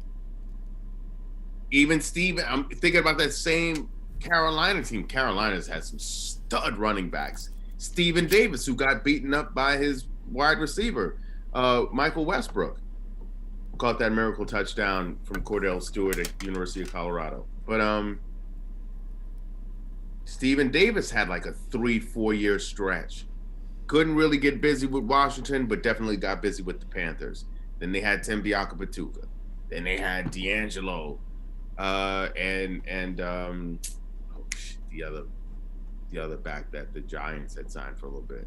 I mean, they just had thumpers at running back for years. And, you know, I was in Houston when Carolina Panthers played New England Patriots. I was living 3 blocks away from the stadium.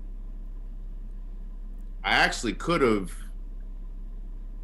like rented my place out, but that was like during a time I was like, I don't want nobody staying in my place. I don't know you people. I could have made a fuck ton of money. I really could have. That was Nipplegate. I actually watched the game on the other side of town. Houston was stupid for those 2 weeks. I mean, you had celebrities, and with celebrities comes a lot of boppers. There's a lot of leeches that come. And it was filled. It was filled up. Houston was filled to the brim. It was a crazy time. So I'm looking at these stats. This is interesting. That Quentin Cephas had the same amount of catches as Kenny Galladay. I didn't know. Wait. Quentin Cephas played with who? The Lions. And he had the same amount of catches as Galladay? This doesn't seem. Galladay's stats don't seem right. This can't be right. Well, he was hurt. He was out for like at least 8 games. Yeah. He was out. He only played. out. He only played at 5. It looks like so. So yeah, so it was like 11 games. So they still have Danny Amendola, but Danny Amendola only comes through in a playoff game. So what do you got him there for? We call him Danny Concussions. I mean, New England fans call him Danny Playoff Danny because he always came through in playoff games and Super Bowls. So whatever. Yeah, because during the regular season, he will make incredible catches In traffic. but then he will also get a concussion. Like he will get the reception, and then in addition to a concussion. Yeah, he's Wayne Corbett all over again. Oh yeah, for sure. Yeah. It's because of Wayne Corbett that he has a career. Wes Welker needs to thank him. Julian Edelman needs to thank Wayne Corbett. Yeah. All of them do. Yo, it's hilarious that the Lions let go of Marvin Jones Jr. and Kenny Galladay, and they signed Marvin Sanu, who might be the slowest wide receiver in NFL history. Muhammad is a willing blocker, and they have run game. But can he even engage with the DB before they get around him because he is so Also, goddamn slow? Remember this about Mohamed Sanu. Mohamed Sanu has thrown multiple NFL professional touchdowns. Yes, he has. I don't think that's going to help them, though. I'm just saying he's a gadget person who may win you a game throwing a touchdown, which means that he'll have more touchdowns than the quarterback. Yeah, you're also once again looking at this third receiver and fourth receiver getting busy on the fantasy tip. We're looking at Mohamed Sanu and Geronimo Allison.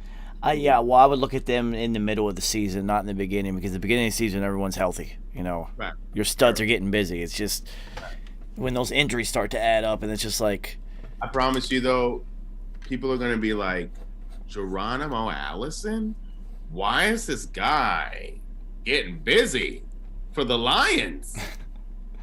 I'm telling you, he's going to be a super sleeper pick. yeah, no, like I told you, that's one thing that I did learn late in the year is it was those dudes from Denver. Those two receivers were getting busy, trading games at the end of the season. Yep, like who like Tim? Yeah, it was Tim. Tim. Oh shoot, I'm forgetting his last name. And then KJ Hamler. Yeah, Hamler, that was my guy. That was your guy. He is my guy. So I'm looking at a picture of Motor City Dan Campbell. Man, that chin is impressive. Yeah, man. Yeah, he leads with his chin. He doesn't open doors with his hands. He opens it with his chin. He's a fan of the WWE. Big surprise there, right? Huge. He does look like the Big Lebowski. That's hilarious. I'm trying to find his quote about biting kneecaps, because that just made no sense to me. But do you expect someone like him to make sense to me? But also, though, for Detroit, perfect. Yeah, I mean, I imagine if you're going to have to bite a kneecap, then Detroit might be the place that it happens. Because I tell you right now, Wayne Fonts wasn't biting any kneecaps. Wayne Fonts. You know, talk about that wasn't happening. Yeah, I feel like Wayne Fonts ushered in the coaches wearing the windbreaker. Right. Remember, they were all well dressed until Wayne Fonts' fat ass got on the sideline. Exactly. He needed that. He needed little extra proportions. He needed something with a zipper. Yeah, he definitely needed pants that had like a stretchy waistline. Forgivable waistline. Yeah. He said forgivable. That's very nice of you. That's very 2021 of you. Oh, you know what I'm saying? You know what I'm saying, man? I'm about to. Yo, so, God, the Lions have sucked our whole lives. Yes.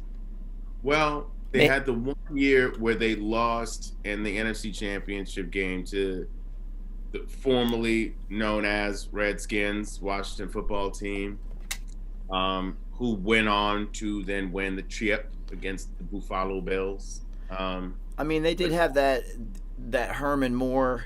Had Herman Moore, Johnny Morton, and Barry Sanders trio. They put up Lomas Brown at left tackle. Dude, they put up ridiculous numbers. They put up numbers that are normal now. Robert O'Shea at defensive end. Benny Blades, exactly. They had players. They did. Just unfortunately, Washington was just way better. Well, then we talk about a great quarterback name, Mark Rippon. He was ripping that year. He got busy. Like he had a precursor to what a Kurt Warner year looked like. He was ripping through the league for real. I know his nephew, who's also in that Denver quarterback room this past season. If his nephew wishes he could have a season like his uncle did, because he killed it that year. All right, so I found Motor City Dan Campbell's speech that's going to be chiseled in stone outside of Detroit after they win a Super Bowl. He said, when you knock us down, we're going to get up, and on the way up, we're going to bite off a kneecap. He said that we're going to stand up, and then it's going to take 2 more shots and knock us down, and on the way up, we're going to take out your other kneecap. He said we're going to take out another hunk of you. He said before the long, we're going to be the only one standing. So you just tapped into the soul and essence of Detroit. So I imagine that his first pregame speech in week 1 is going to be absolutely electric. I expect him to have a full ass turkey leg in his hand as he is at his presser. He better. Full, huge turkey leg. And just fucking going to town on it. Telling you how they lost by 20, but how it's not going to happen again because now he just won't have kneecaps. He will include Achilles. He may go for a throat. You know, it's funny he's only 44. This guy looks like he's 58. Wow. That's what the legal do to you, though. Come on now. Yeah, this is incredible. But so then they had the whole Calvin Johnson little period with Matt Stafford and Calvin Johnson where you couldn't stop two of them, but they never really did anything as a team. Dude, they just really sucked forever. No listen. They had no defense. Calvin Johnson was part of an 0-16 Lions season. You're telling me one of the greatest receivers of all time was on a team where they didn't get one win? He was still first team All-Pro, I think. He was. I mean, Dan Orlovsky was mostly the quarterback. That's sad. When he ran out the back of the end zone. But he had a great high school career in Connecticut. And listen, Dan Orlovsky played 12 years in the league. Fucking salute to him. Well, he also has a lot of analyst gigs now, so. Now he has a ton of analyst gigs. But listen, as an analyst and like how he breaks the shit down, he's really good at that. But this is who he was going to be. You know what I mean? He was going to be really good at this aspect of the game. He was always good at mentally breaking down the aspect. He could never physically execute it. He's one of those guys. And there's no shade there because you need that. You need that. You need that to show the ones who can do how to do. And that's how you get good coaching. What else do you do with this team? How many times are they going to shake up the snow globe and let it resettle again? Well, here's the thing. Detroit is a place where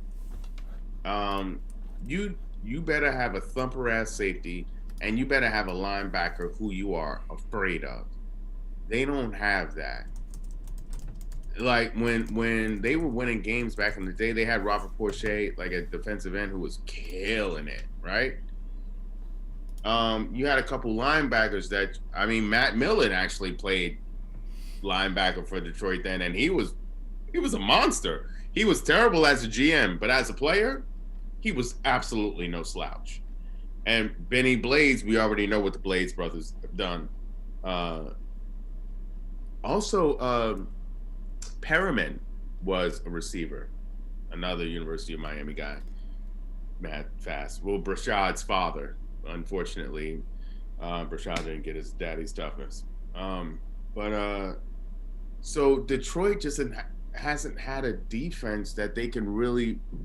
I mean, they had the Ndamukong Suh years, and he brought his own attitude and his own stamp on it, and they did kind of it did move the needle when he was there, but not enough, right? No, not even close. So Detroit just they need a defense. They need a D. They're the D. All right, Detroit is the D, and they got no D. It's so cold in the D. You know what I'm saying? How you gonna be the D with no D? All right, so I'm looking at the list of their head coaching history because it's about all we can talk about with this bum-ass team. We'll start with the Wayne Fontes era because that was 88 through 96, and that was prime windbreaker period in American pop culture history. So Bobby Ross, he sucked. Bobby Ross, but he was cold as a college coach. Gary Moeller, I don't even know who the fuck that guy is. He got 1 year in Coach at the University of Michigan. Marty Morningweg out of there. Yeah. Terrible. 5-27, horrible. Steve Mariucci, bum. Yeah. 15-28. Dick Duran only got 5 games. Mm-hmm. Rod Marinelli, 10-38. He sucked. That's it. Yeah. Jim Schwartz, 29-51. He was terrible. Jim Caldwell actually went 36-28. And made the fucking playoffs, and they fired him. That's the shit that didn't make any goddamn sense. And then they add Patricia. They hate themselves when they did that. 100%. Then they added Patricia at 13-28, and he sucked. And then Darrell Bevel got the last 5 games, and he sucked. Well, some guy named Robert Prince actually got the last game of the year.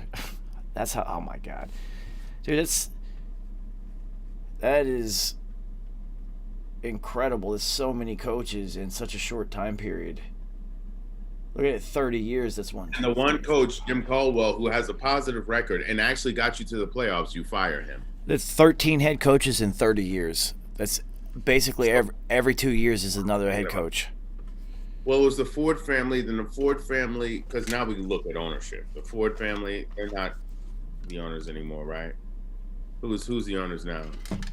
They still own it. It's the daughter now runs the team. Whoever made the decision to get rid of Jim Caldwell, this is your karma. This is your karma. That was it. Like, you got rid of him after he just got you to the playoffs.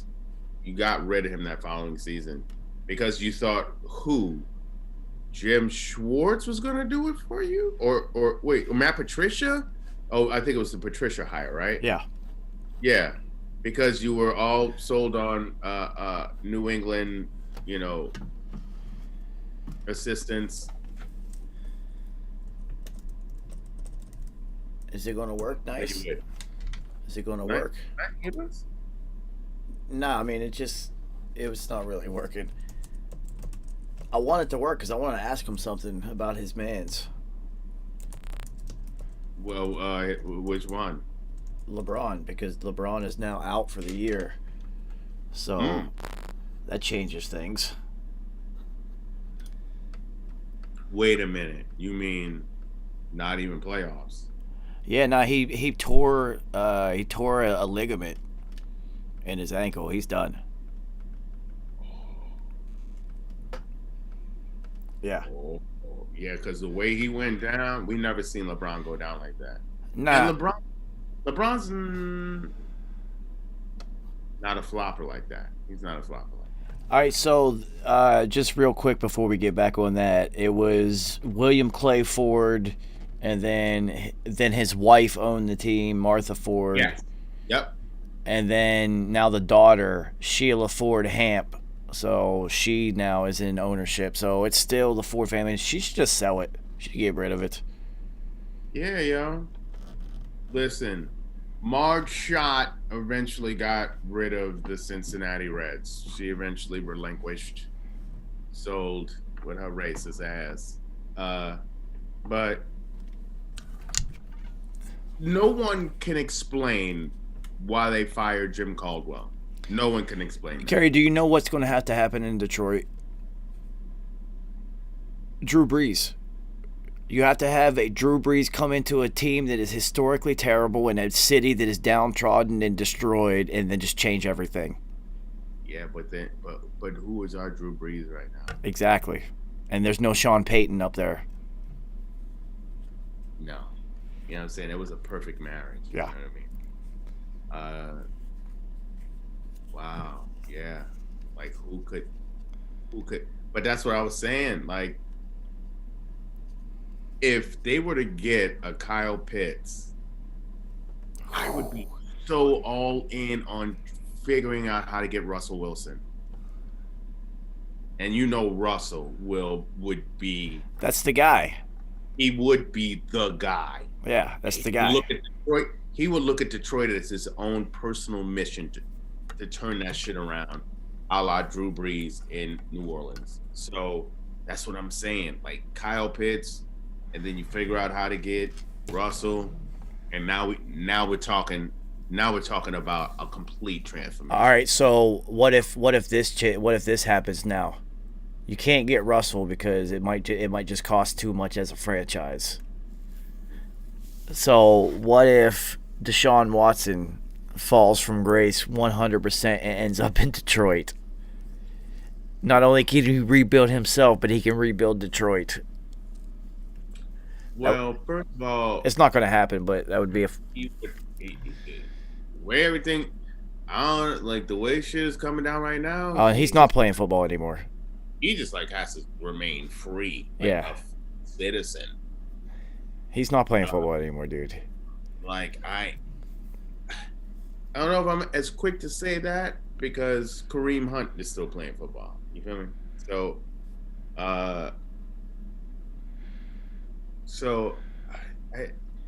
there's still so much unknown about what they talking about.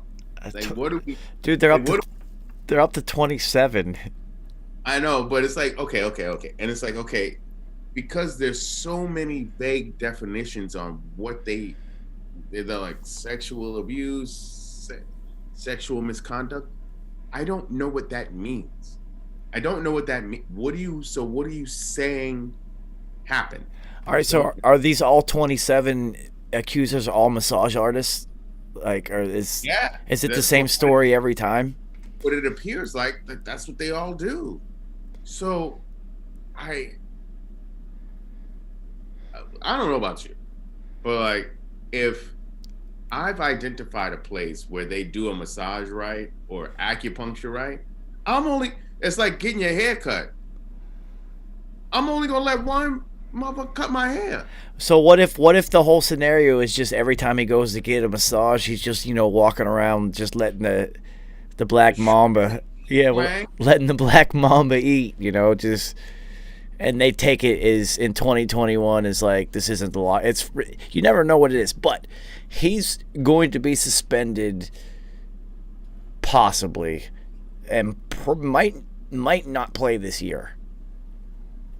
I could see him not playing this year, A, because he hates the Texans, and then B, he might be in some legal issues.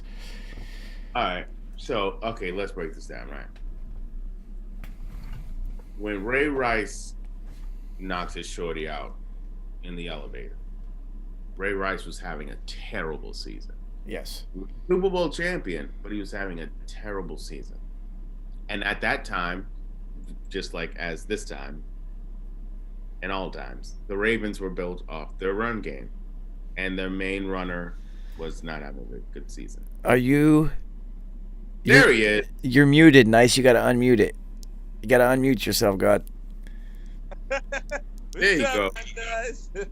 Yo, nice. What the fuck? How was the video shoot, son? Oh yeah. Son. No, what's up? We was looking to get calls up to the trailer. We were like, yo, what's up?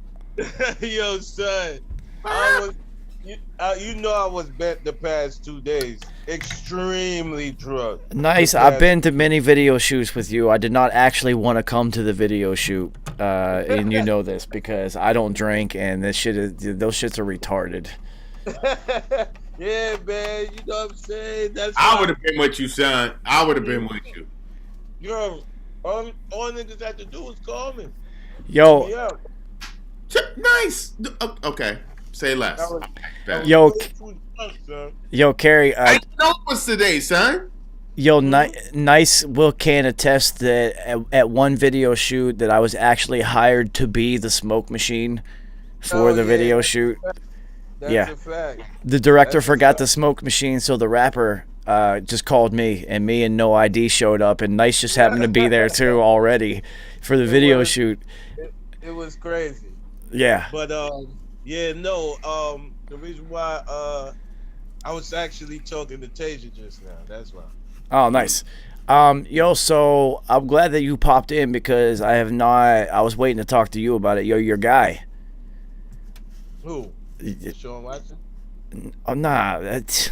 Oh, Sam Darnold? Nah. Well, we'll talk about that. But we were literally just talking about Deshaun Watson. No, your guy, LeBron, done for the year, son. He is? Yeah, he tore something in his ankle. He tore a ligament. Oh my God! Don't tell me that. Yeah, why does nobody know this? Am I making this up? Don't tell me that. That's gonna make me cry right now. Don't do that.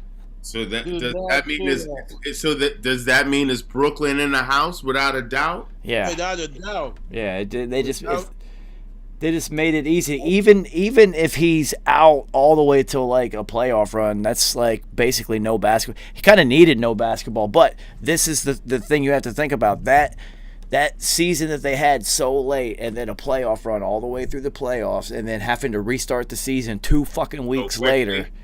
Yeah, I mean, I saw how he got ran into. It was a freak play. It was a freak shit, and it looked like it shouldn't have even been that extreme. But it was a freak. It was a freaky thing. It was a freaky thing.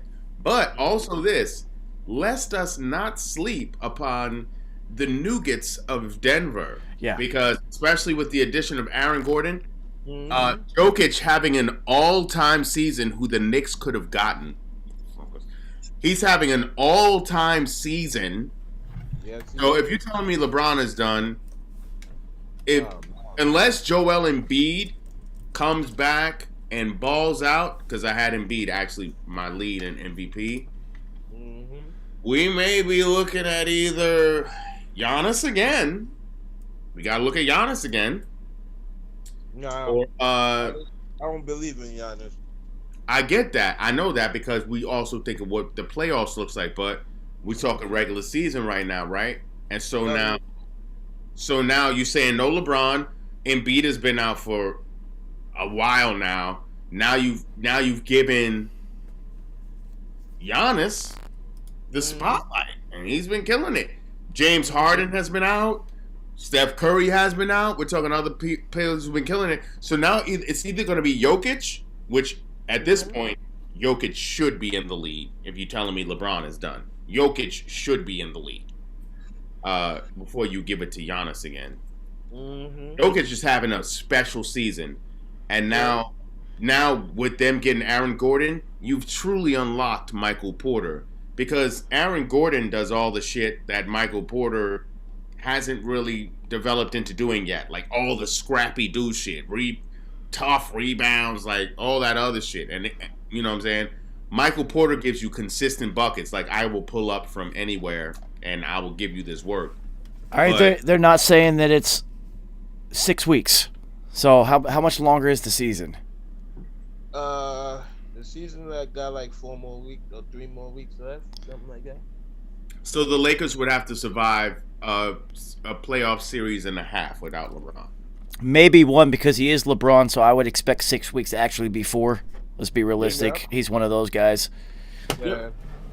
So nice. Let's talk about Sam Darnold. Sam, I am Mhm. green eggs and ham down in Carolina now. So, Yeah, I'm happy for him. well, I mean, I guess I'm happy for you. We'll see what happens with your new quarterback. Wait a minute, guys. Did you just say you happy for him? No. Yeah. Fuck that.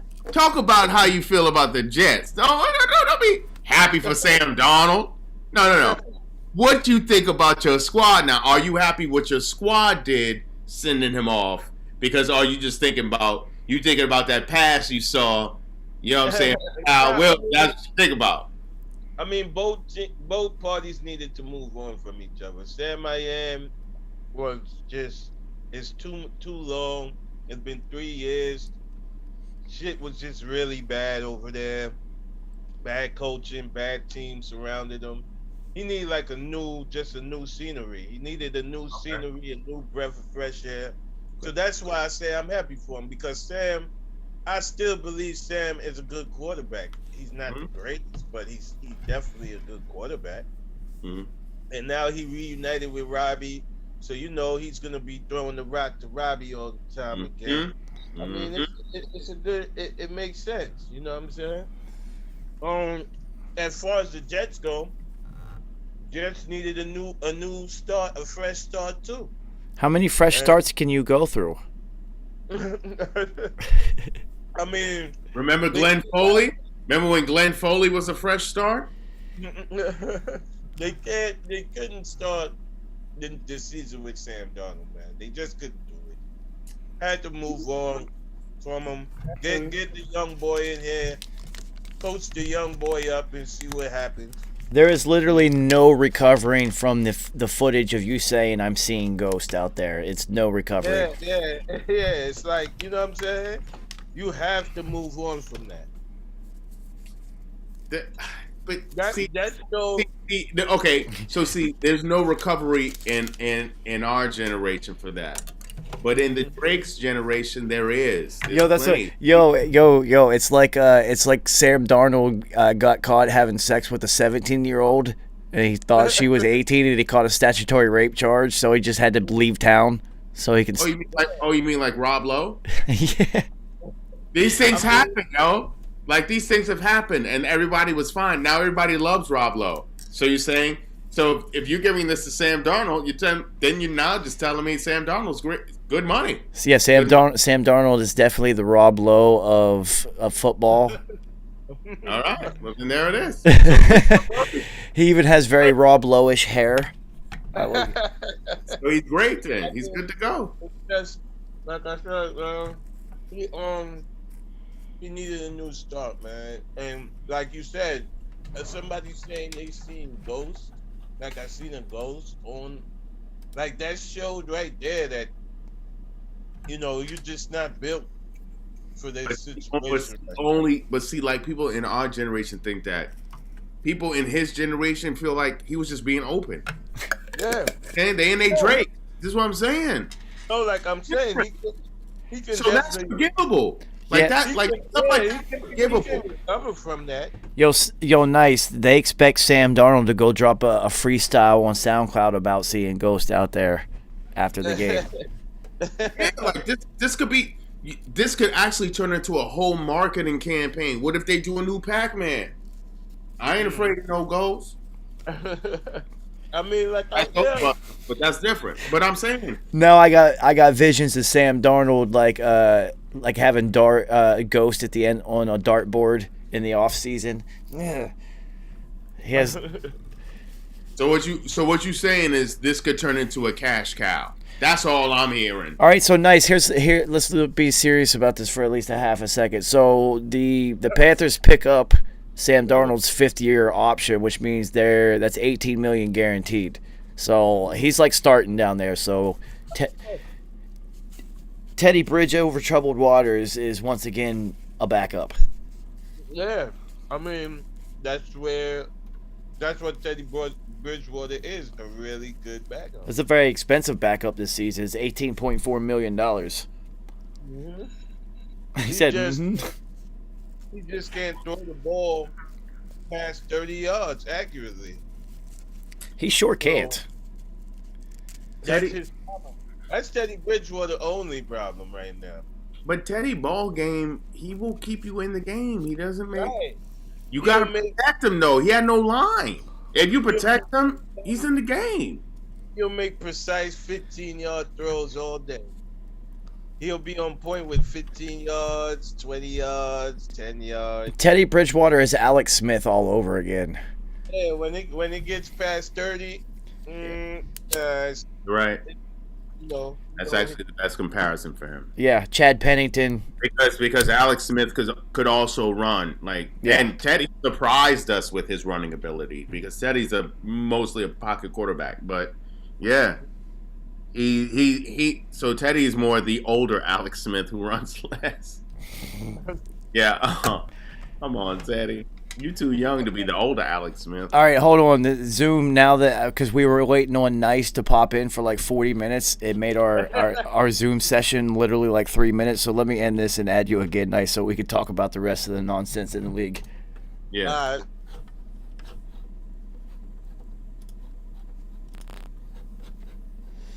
All right, Nice popping in the late night. I had to roll another blunt if that's what we're going to do.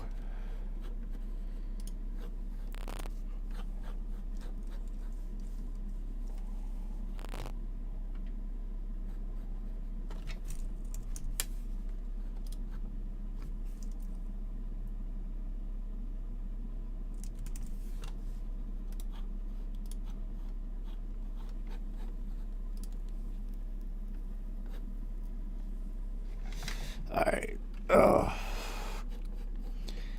forget what I'm smoking today. I believe it's Black Diamond again, but this shit has got me retarded. My brain's a little bit slow. I also feel a headache coming on in the near future, which is never fun.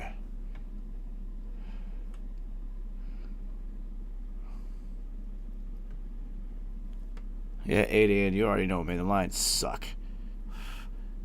But now we can talk to Nice about sports and see what he thinks about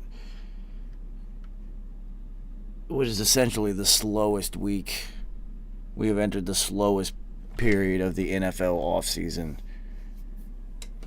because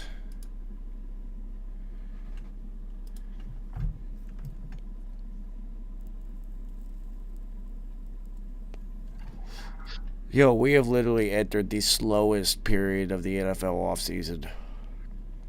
We have, but there's like shit that's continuing to pop. Like a lot of pro days have gone off. Well, the Roni has given us a pro days galore instead of a combine. Right. Yeah, it's been more pro days. Ohio State actually had multiple pro days so that coaches that could not make it to the first one would have a chance to look at their players. So I might look. I feel like these pro days are more significant for the running backs, for the linebackers, corners, and safeties who haven't played either in enough games, or some of them have opted out, or some are like whatever. Like these pro days are for these players, because we just been talking about quarterbacks, wide receivers, a couple offensive linemen, a couple tight ends, but these other positions, running backs, LBs, safeties, and some more corners that are not named Patrick Surtain or the one from Virginia Tech. Did you also know that Asante Samuel Jr. is in this year's draft? Yeah. So, but can he catch the interception all the time, or will he drop it like his daddy? Let's not. Why you always gotta talk about old shit? Come on, man. That's the one time. Asante Samuel was nice, but Asante Samuel just didn't tackle. Does Junior tackle? I don't know, but something about Patrick Surtain, the second, he does tackle. Well, I didn't even know he was in the draft until I just looked up at somebody's mock draft and I saw him near the bottom of the first round. I was just like, oh shit, because his dad is. I mean, come on, I'm a Patriots fan. He's part of Patriots lore, even if only for the dropped interception that should have won us a Super Bowl. But we did get made up on. Asante Samuel was not like that. Wasn't his. The Patriots weren't his team. No. So you're right. But I just said he has a page in Patriots lore. But that dropped interception that cost us a Super Bowl was made up on the back end by Malcolm Butler, catching the most unlikely of interceptions in Super Bowl history to win a Super Bowl. So it evened out. Whatever. And if that doesn't happen, think about what Seattle lore would have been. Yeah, back to back. Not only back to back, but that whole entire squad. And we're talking about beast mode being Super Bowl MVP. We're talking about and a guaranteed Hall of Famer if you get that on your. You know what I'm saying? Like we're talking about a Richard Sherman who might stay longer. Like we're talking about a defense who might stay. Like we're talking about running in the back again. So like a possible 3-peat, which not NFL teams can even. Going back to back is hard enough, but teams who could talk about a 3-peat in the NFL, that's a different thing. That's what makes the San Francisco 49ers of the 80s so magnanimous, and it was only the Giants of New York who could prevent that 3-peat from happening. The Patriots are the only other, it's so hard to win one and then to repeat is like beyond impossible. So to 3-peat in the NFL, we're talking about like if the San Francisco 49ers of the 80s did that, you have to stamp them as the greatest. there's just no way you can get away from it just because of how difficult it is not only to win one, but then to repeat, but to three-peat? Well, we're going to see another iteration of it. It's going to happen because Tom is going for 3. You can already see the vision. Which also, and I'm a New York dude, but when I say New York, we mean the 5 boroughs, New York City. New York State is a completely different thing. But there's people out there who say that New York only has one team, the Bills, whatever, because of the location of the stadium where the New York Jets and the New York Giants play. They're still New York. They played in Met Stadium and Yankee Stadium, whatever. They're still New York always and forever. But no matter what, the Bills get massive amounts of respect going to 4 consecutive Super Bowls.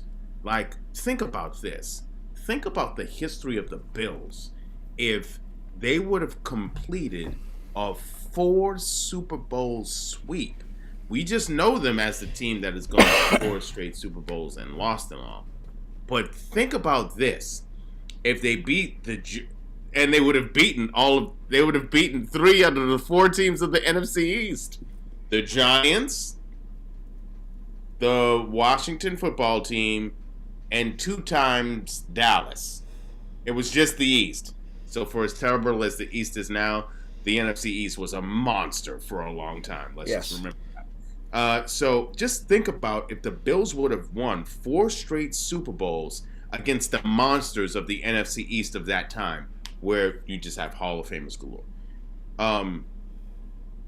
They would undeniably be the greatest team of all time. There's only one other time that it was close, besides Pittsburgh going back-to-back twice in the 70s. In separate, is the Patriots going Super Bowl win, Super Bowl loss, Super Bowl win. Going to 3 straight Super Bowls and winning the 2 instead of 3 in a row, like winning 2 in a row, then losing the 3rd when they just won which, how rare is it to see a Super Bowl team that loses go back and win the next year? Sure. Usually a losing Super Bowl team gets poached even worse than the winning team does. Sure. So that was really impressive to me. I was just like, well, shit, that's Tom Brady though. You don't even look. I don't even say that that's Patriot way anymore. No, that's Tom. That's what Tom does. Is he does things at this station. So here's my question. Speaking of 3 in a row, if Tampa goes and wins and goes back to back, which is extremely likely, giving player health. This is all tantamount on player health, and we know this. Do all of these not just player health, but now they've really truly figured it out. Yeah. So let 12 do his thing. Do all those players who signed 1-year deals to go run it back, do they do it again? Or do they just say, nah, that was 2 was enough, I'm out of here? Well, will they sign another? Well, yes. If you continue to sign a 1-year deal until the new TV contract comes out, yes. Fuck yeah. Yeah, give me one more.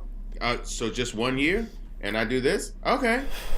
And then I have an opportunity for another chip. I just signed for 1 year. I know this TV deal is coming. I also get to play with that guy. He's still playing. I get to play with him. Yes. Yo, it was so funny. After the Super Bowl, I'm telling you, we'd already talked about this, but after the Super Bowl, the funniest thing to me, or the most alarming fact about the impact, was when they interviewed all of the younger players. The first thing out of their mouths were, yo, I'm going to get to tell my kids I played with Tom Brady. It wasn't even that they won a Super Bowl. I was just like, Jesus, this guy is out of here. He's on a whole different stratosphere. He was big. Playing with him and winning with him was bigger than just winning a Super Bowl. It's like, oh, damn, I won a Super Bowl with with that guy. That's incredible. So, which now, me having a moment. What do you value more? winning a Super Bowl with a guy like that, which is akin to, like, in the 80s, winning a Super Bowl with Joe Montana, or in the 70s, winning a Super Bowl with Terry Bradshaw, right? And that defense. So, which, you know, even in the 60s, winning a Super Bowl with Lombardi, right? Being one of those. So what's iller? Winning a Super Bowl with an all-time great, or winning an unlikely Super Bowl? If it's only one, then winning an unlikely one. If you're looking at the career total, then of course you would rather have 7. So, Sure. And then you also look at the unlikely ones are the ones that somebody was able to topple you. That's how significant it is. Eli twice, and then Big Dick Nick Foles. Like, their entire lore is the fact that they were able to beat you toe to toe. Right. It's like beating Ali. Like It's like that literally helped catapult Eli into the Hall of Fame. And I don't give a fuck what anybody says. Nick Foles has a fucking statue outside of Eagles Nick Foles Stadium, has dude. a statue in front of a stadium for a squad that had Chuck Bednarik, which I don't know. Like, I'm a football historian. Chuck Bednarik is one of the illest two-way players to ever grace the league. He played on the offensive line and defensive line. It was tough as nails. Chuck Bednarik played against greats. And this was during a time when it was the NFL. They didn't have Super Bowls, but they had NFL championships. And the Eagles did win a couple of NFL championships. The G's won multiple. Cleveland was winning championships. We're talking about a city that has a statue of Rocky and not one of Joe Louis. So Correct. let's But they love fictional characters. So Nick Foles, total Super Bowl statue. Eagles legends, none for you. Rocky, which was a movie character, is in the Boxing Hall of Fame. I just want to put that out there. That's another thing. All right, so I will say that the movie itself probably did have a pretty profound impact on the non-boxing fan for the sport of boxing. So, because of Adrian, it was all because of Adrian. What the fuck were we even talking about? I'm high. Jesus Christ. So what is more desirable? Winning a chip with a GOAT, Joe Montana, Tom Brady in the 2000s, Terry Bradshaw in the 70s,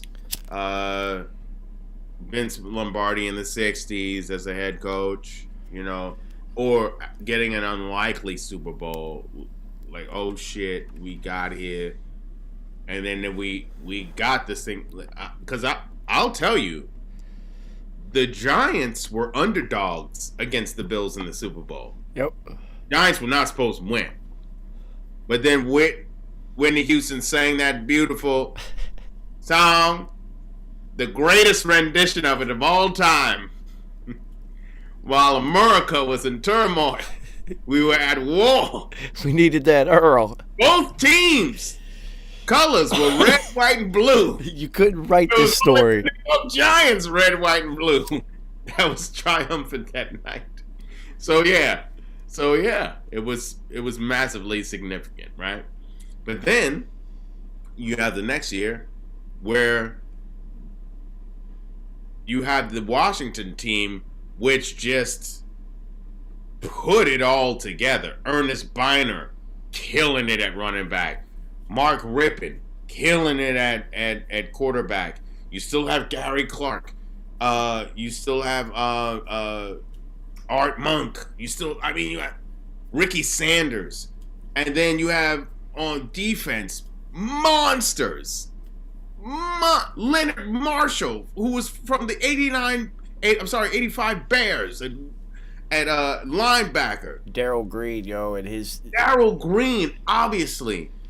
So just like monster, and then they beat you, and then you have a team in Dallas who had the greatest highway robbery of draft picks of all time because of Jimmy Johnson trading away Herschel Walker to the Minnesota Vikings for just a Jesse James haul of draft picks, like which turned into Russell Maryland, which turned into Irvin, Emmett Smith, on and Woodson. Woodson and I think Novacek also came in that. Hall of Famer, Larry Allen. It was Hall of Famer. Those picks turned into over half of those picks turned into Hall of Famers. So if we're saying they had 15 picks, eight of them were Hall of Famers, right? That's how significant that was. So now you have this Hall of Fame laden team that then beat you twice, but in the second Super Bowl, the Bills still had a shot. Dallas was fucking up. And the Bills actually had a shot in that. So we just can't discount, like, you look at you and the Minnesota and another team, even though they didn't lose 4 straight, the Minnesota Vikings, when they had Ahmad Rashad, even though he didn't go by that name back then, they were the Purple People Eaters, yeah? Yeah. They went to 4 Super Bowls. They lost 4 Super Bowls. You can't tell me. And they were called the Purple People Eaters for a reason, right? Jim Marshall, who unfortunately is famously known, it was against the Chicago Bears. He picked up a fumble, ran it the wrong way, and scored a touchdown for the Bears. That's like a blooper highlight. But they were so dominant. They still ended up winning that game. But they lost 4 Super Bowls. We got to look at these teams who have gone to the Super Bowl that many times and just couldn't get it done. You look about the Denver teams that John Elway led that then would make it to the Super Bowl and get destroyed. It wasn't until he had Terrell Davis that he was able to get it done. Honorable mention to the Philadelphia Eagles for making it to 4 NFC Championship games in a row. With Donnie Fat McNabby's. Yes. Getting to 1 Super Bowl. Donnie McNabby's. Listen. If it wasn't for a Jason Sehorn, like, flipping over his head interception, like, it could have been 5 straight. You know what I mean? It was like, it took, like, Herculean efforts to beat that Andy Reid-led team with Donovan McNabb there, when you had receivers like Todd Pinkston, who was doing alligator arms. He's 6'5" and could stretch out like here, but he's trying to catch passes like this. Freddie Mitchell. Freddie championship belt Mitchell. Right? You know what I'm saying? But you also had Sproles, who came through in them situations. Deuce Staley, who was a man amongst boys. Andy Reid is your coach, so you're looking at a Hall of Fame coach. Yeah, and listen, McNabb, he got a lot of shit. Let me tell you something, though. This guy was a fucking supreme competitor, a baller, a starter on this University of Syracuse University football team and basketball team as their point guard. So he could have gone to the league as a point guard, and he could have. Yeah. Okay. And he would have been nice. You know very what I mean? Very Chris Polish. Yeah. He was nice. Like, Donovan McNabb was no slouch. And if he doesn't make the Hall of Fame, I will be disappointed. You think about that for a second. He's playing college football at Syracuse, where he's the only person on their team and getting busy, right? But then he's also starting at point guard for Syracuse, who has played in the Big East at that time period, which is, if you know anything about college basketball, in the Big East at its heyday, it was literally the greatest college basketball conference in the history of college basketball. Absolutely, point blank, period. No question, no drop, no comma. But also, I remember him, and we had beef because of it. We went to a bowl game, Syracuse versus U of H. Syracuse has a dude named D. Brown. I'm like, the only D. Brown I know. Exactly. This D. Brown is a running back. I think he wore number 7 just because of that other D Brown. He got busy. I think it was like some car, Meineke car bowl, whatever this shit was. Car care advocate, whatever it was. We're actually in the game because we have Antoine Smith and we're like doing the things like 96 bowl game, right? Meineke is the Meineke. Meineke car care. Meineke car care bowl. So it's U of H versus Syracuse. We're actually in this thing. Actually should win this thing. And Donovan McNabb was highly touted and all that, and he had been getting some shit, and they were like, because draft was coming up, and everybody's thinking about draft positions, and I think he had dropped in draft status a little bit because Syracuse didn't make it to like one of the majors. So we're taking advantage of that for like the first 2.5, 3 quarters. Then all of a sudden, Donovan McNabb starts to care. And then we can't stop D Brown. We can't stop Donovan McNabb. We can't stop fucking anything. And then it was like, I think we ended up losing. It was 30-something to 30-something. It ended up being a close game. But when Donovan McNabb came to life, you just couldn't stop him. Well, he also had Marvin Harrison, which was awesome.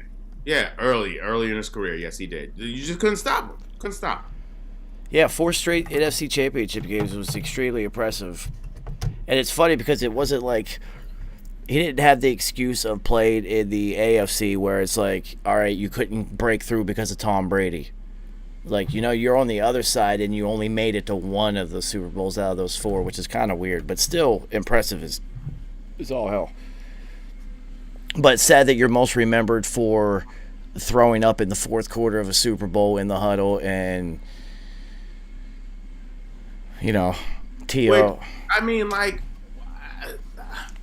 I don't even know why they made that such a big deal. Like, whatever. Like, Paul Pierce faked a fucking injury and got wheeled off in a wheelchair so he could go take a shit.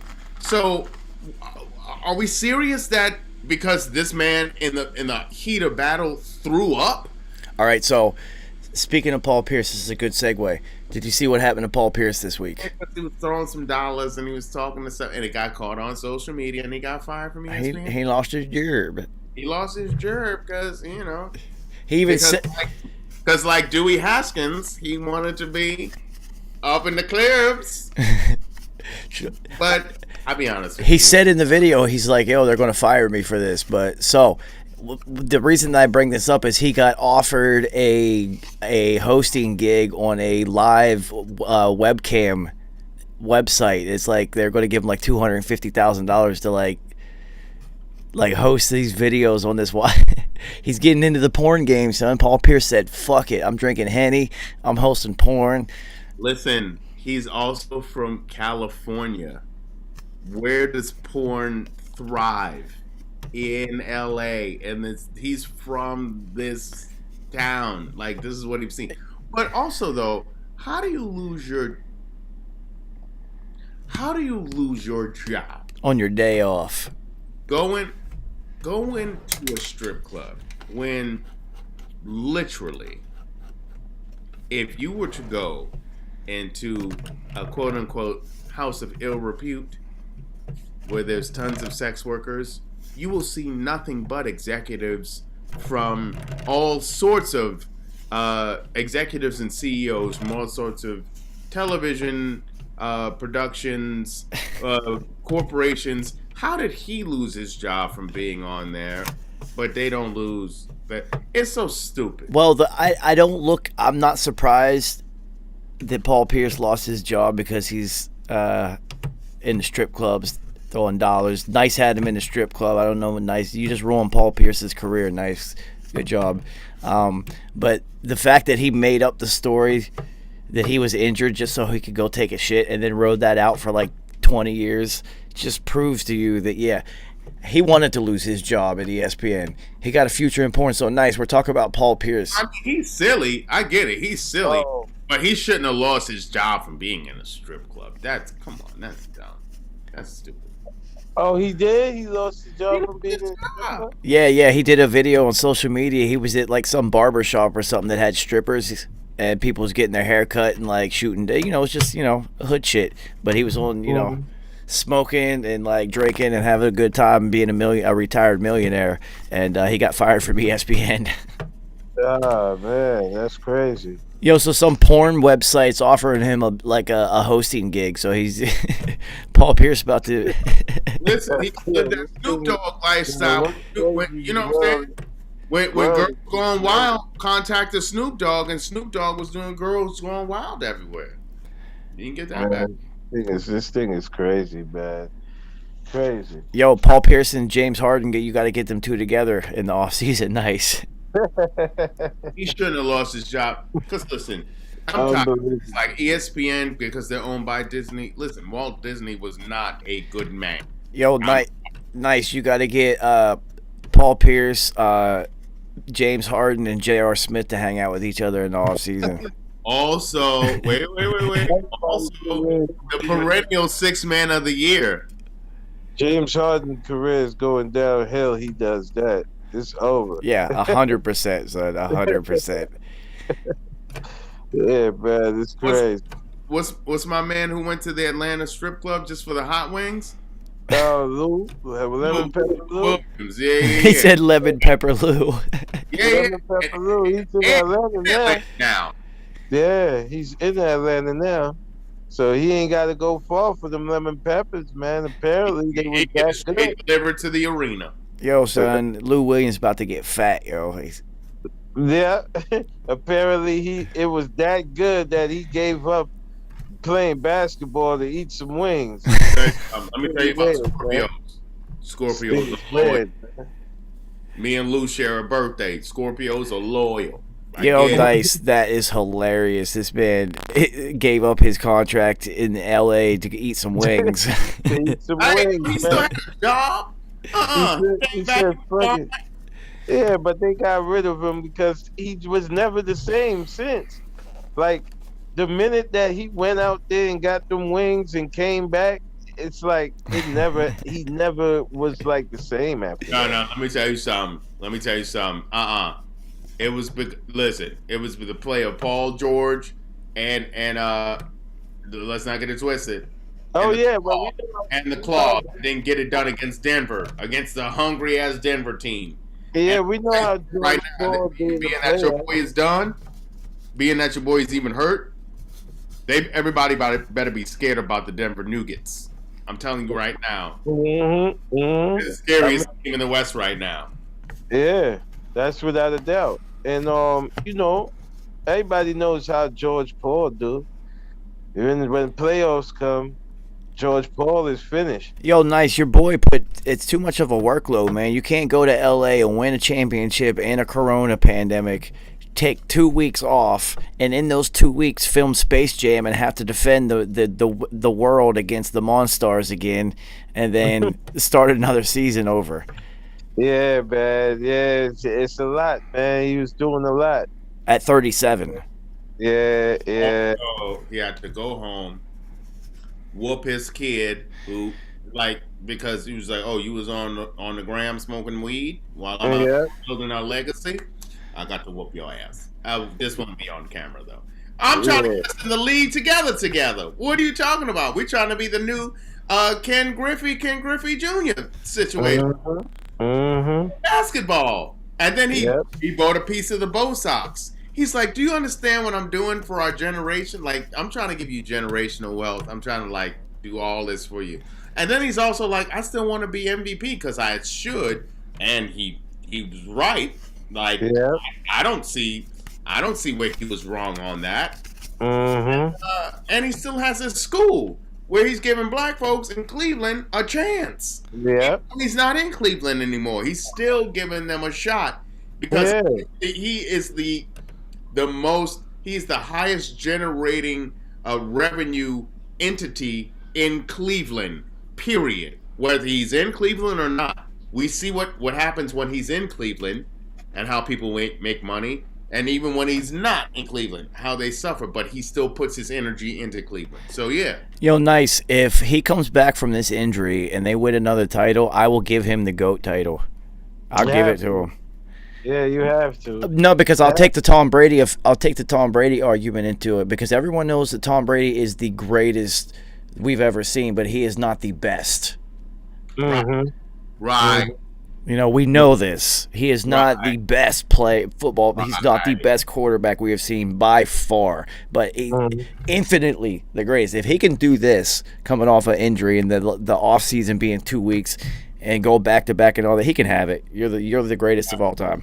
You get it. Yeah. I Yeah. don't know. As Yeah, either. that's an actual good statement to say. That's facts. Yeah, I mean, I never thought I would say that ever, because it's just Yeah. like he still won't have the worldwide impact, because you can't have the worldwide impact that Jordan had. Only one person could do that at that time period, and you weren't there to do that. But as far as the career achievement thing goes, he can have it if he does this again. Jesus Christ. And just in how influential he is in each realm. Yeah. Like, it's just not I'm Dude, just getting all this money. Like for like social issues, he's first and foremost. And he's just like, you know what? Where other people have shied away because they felt like it would affect their money, he's like, I'm like, nah. I have a voice. I'm going to say it. I'm not going to shut up. Well, I even look at just the numbers. Good God, he's in his like 43rd year of playing professional basketball, and he's like almost averaging a triple-double right now. It's retarded. Yeah. So Anthony Davis goes down for a long time, right? And the Lakers are still winning. LeBron goes down, and they've lost 8 of 9. So Yeah. that's it's undeniable. No, he's been a different dude for a long, long time. You're talking about a high school player who went to a professional league, and even though they didn't win an abundance of games, they immediately got better. He had a triple-double when he was a teenager in the professional NBA basketball league. This dude is different. You know what I mean? Well, that's why he's King James, man. So the only physical instance I've ever seen anything like that is if you look at the numbers right now, Zion is putting up numbers that have never been achieved through these amount of games in your career. And he just was forced to go spend 1 year at Duke. He didn't get to just jump from high school. His numbers, they're letting him play point guard right now. Yeah.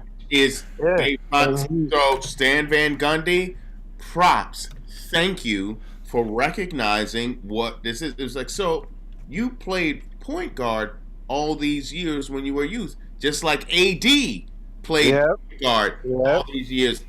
I guarantee you, when LeBron does hang it up, the smartest thing the Lakers can do is make AD the point forward.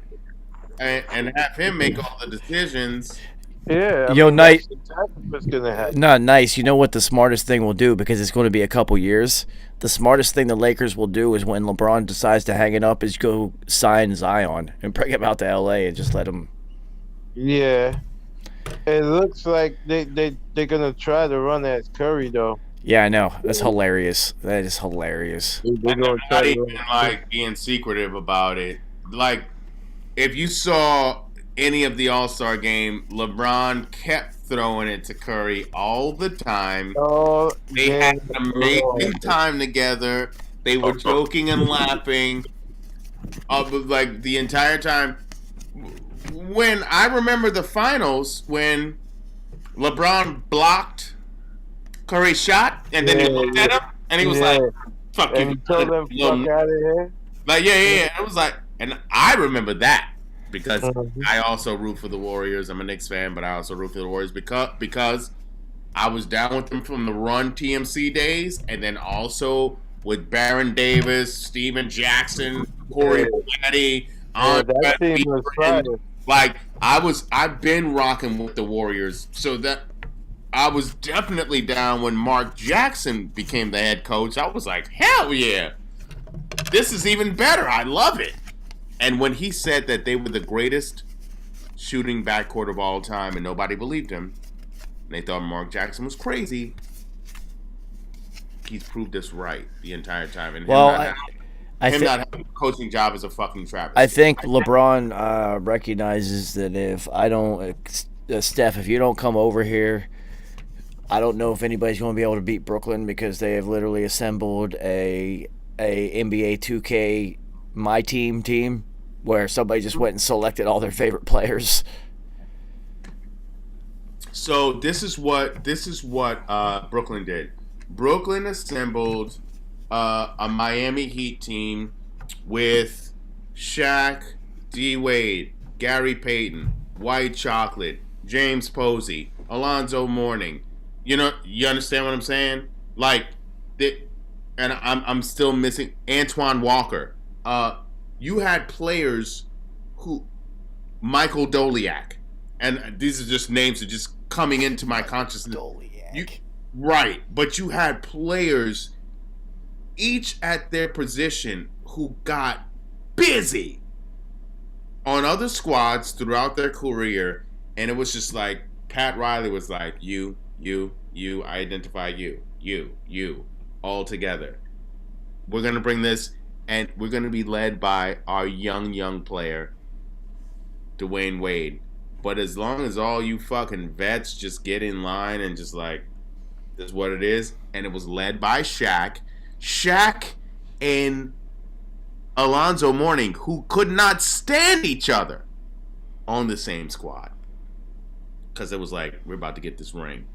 Well, I mean, it wasn't Alonzo Mourning who was identified with the Heat, who said, "Let me hand this championship to Dwayne. Let me hand this MVP to Dwayne Wade." It was Shaq. Shaq took over Alonzo Mourning's team. If we think about it, when the Heat started as a franchise, Alonzo Mourning was their greatest piece that they ever got. He was the cornerstone. But it was Shaq and D Wade when they got that chip. Well, I mean, because Shaq knew at that point, he was just like, look, we got everything we need, and now we got this kid. So you just give him the ball and get out of the way, and he's going to do whatever is necessary. Because there was that see, that's one of those windows of greatness, of absolute greatness for a short burst. And then a very respectable and long career afterwards. So think about this. Think about the team that the LA Lakers assembled when they had Shaq, Kobe, Karl Malone, Gary Payton. You know what I'm saying? It's like, you know what I mean? Like, and they had like Derek Fisher and but you had those four, and yes, Karl Malone did get hurt. That was huge. But then like, Karl Malone had said some shit to Kobe's wife, and it was like there was some shit. You know, it's like, huh? But then you get against the Detroit Pistons. You got Ben Wallace, you got Rasheed Wallace, you got Rip Hamilton, you got Big Shot, the other Big Shot, Big Shot. You know what I'm saying? But what I'm saying, and unfortunately, you did not draft Carmelo Anthony. All right, so this is how I look at that Pistons. Darko Milicic. But that team beat you. That team beat you when you were a heavy favorite. You have all these Hall of Fame legends. That team beat you. All right, so I look at that team as the basketball version of the Ravens. They didn't have a quarterback, so they didn't have the megastar. But they had Ray Lewis in the center that was physically dominating, and they had all these pieces around like Shannon Sharp over here, and they had. It was the Super Bowl that I don't remember ever happening, but I will say this: Ray Lewis had the single most dominant football game I've ever seen in my life. Yo, I will accept you not remembering that because I can believe that you stopped watching that game very, very early on. Well, I hang in there. The only thing that gave me any light was when our kickoff returner scored the touchdown.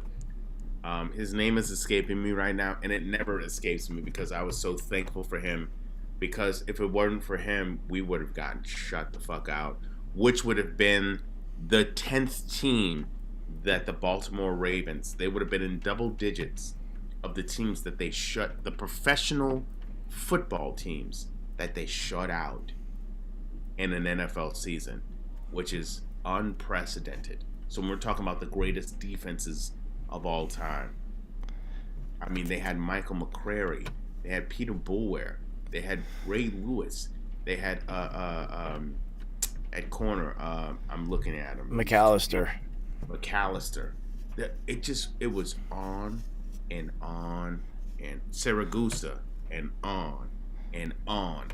They had studs everywhere. It was incredible. But Ray Lewis, they had the absolute best defensive player in the entire league. When your field goal kicker, who was Matt Stover, his name, when people know your field goal kicker, Matt Stover was balling that year because he literally won games for them all the time. Imagine being on a team where you're looking at your defensive teammates and you're like, all right, listen, our offense is not going to score today against this team. So we can't let them score, and we're probably going to have to at least get us in position to kick some field goals to win this game because their defense is pretty good and we fucking suck. And then doing it 10 times, 9 times in one season. You can give them 10 because whatever. That's special teams. It's like, I remember, thank goodness that happened to us once. We were playing a team that went to 4 straight title games and lost them in our division. And same scenario, 4 straight and lost them against the same team all 4 times. And we, in the regular season, we absolutely blew them out. It was like 38-0 in the fourth quarter, deep into the fourth quarter. And the fucking backups allowed like a 80-yard touchdown run with like no time left, so they ended up scoring on us. It was just like... So we don't really count that one, so we don't count that Giants special teams thing because that's not the defense. That's the special teams, you assholes. It's like one of those scenarios where a quarterback throws a pick six and the defense doesn't get a shutout. That I have to include that because that's the only way I can even bring it up because it wasn't an absolute skunking. I have to bring it up. Could you imagine like thinking that like, all right, our quarterback might throw a pick 6 or 2, so our defense is going to have to play absolutely lights out today. You also have to think in that playoff run up to that Super Bowl, Kerry Collins, led a New York Giants team against a Minnesota Vikings squad that had Robert Smith, Chris Carter, Randy fucking Moss, Jake Reed, and Dante Culpepper. They were putting up massive points throughout that season, and we skunked them 41-0. Well, that's because if you take away the go route to Randy, it's not working. Then you're going to beat them because that opens up everything. They did their job. Well, you know who else is getting skunked today is Nice the Future and his internet connection on his phone. So, I'm done with this. I want to go eat some ice cream and pizza like a child on their 9th birthday party. So, we have entered the slowest time period in the NFL offseason. Who do we have next week? I was looking at it earlier today. Shit. Our 9th pick, right? Yeah, it was like an interesting one because it's just like Detroit today, which was like that's what I'm saying. We're starting to get outside of the terrible, terrible teams now that we're past like the first 6. So I can't remember. I've smoked since weed has been legalized in New York. Oh, look at this guy. Look at that. There he is. Well, you had to go shoot another video, Nice. You know, it just be a little busy sometimes, man. It's one of those nights, man. Nah, it's all good because I was just saying to everybody, including Carrie, like, yo, I don't know where the fuck Nice is at. I'm done with this. I'm going to go do some other shit with the rest of my night. So we're trying to figure out who's got the next pick in the draft after Detroit. After Detroit? I don't know. Hold on, I'm looking now. Let's see who can do it. Yeah, but shout out to Deja too, man. Jay's just killing it, huh? Yeah. Yeah, no, I see her doing her thing. Proud of her. Fire record right now. Yeah, she's killing it right now. Fire freestyle joint. That joint is pretty dope. Oh, that's what you heard? Hey, but nice. but nice. Hey, nice. All I want to say is stop getting too drunk to remember your peoples. You know what I'm saying? Like, yo, you know what it was too? It was my man's birthday the day before too, so you know how that double combination. I mean, I know. Look. If I need to wear 3 masks, like, let me know. If it's a masking issue, I'll wear 3. All right. I'll put 3 on it. All right, so we got the Panthers coming up this week. That's a great team. That's what I said. It starts to get a little bit interesting moving forward, but yeah, that is a great team. Yeah. Because we also have to get into now what's CMC gonna be looking like? Like, what is that? Because they really hung their hat on him for some time. He went all pro in 2 positions in the same year. But now we're seeing they got rid of Curtis Samuel, who went to the Washington football team, and now they have Flux at quarterback. They have a terrible offensive line.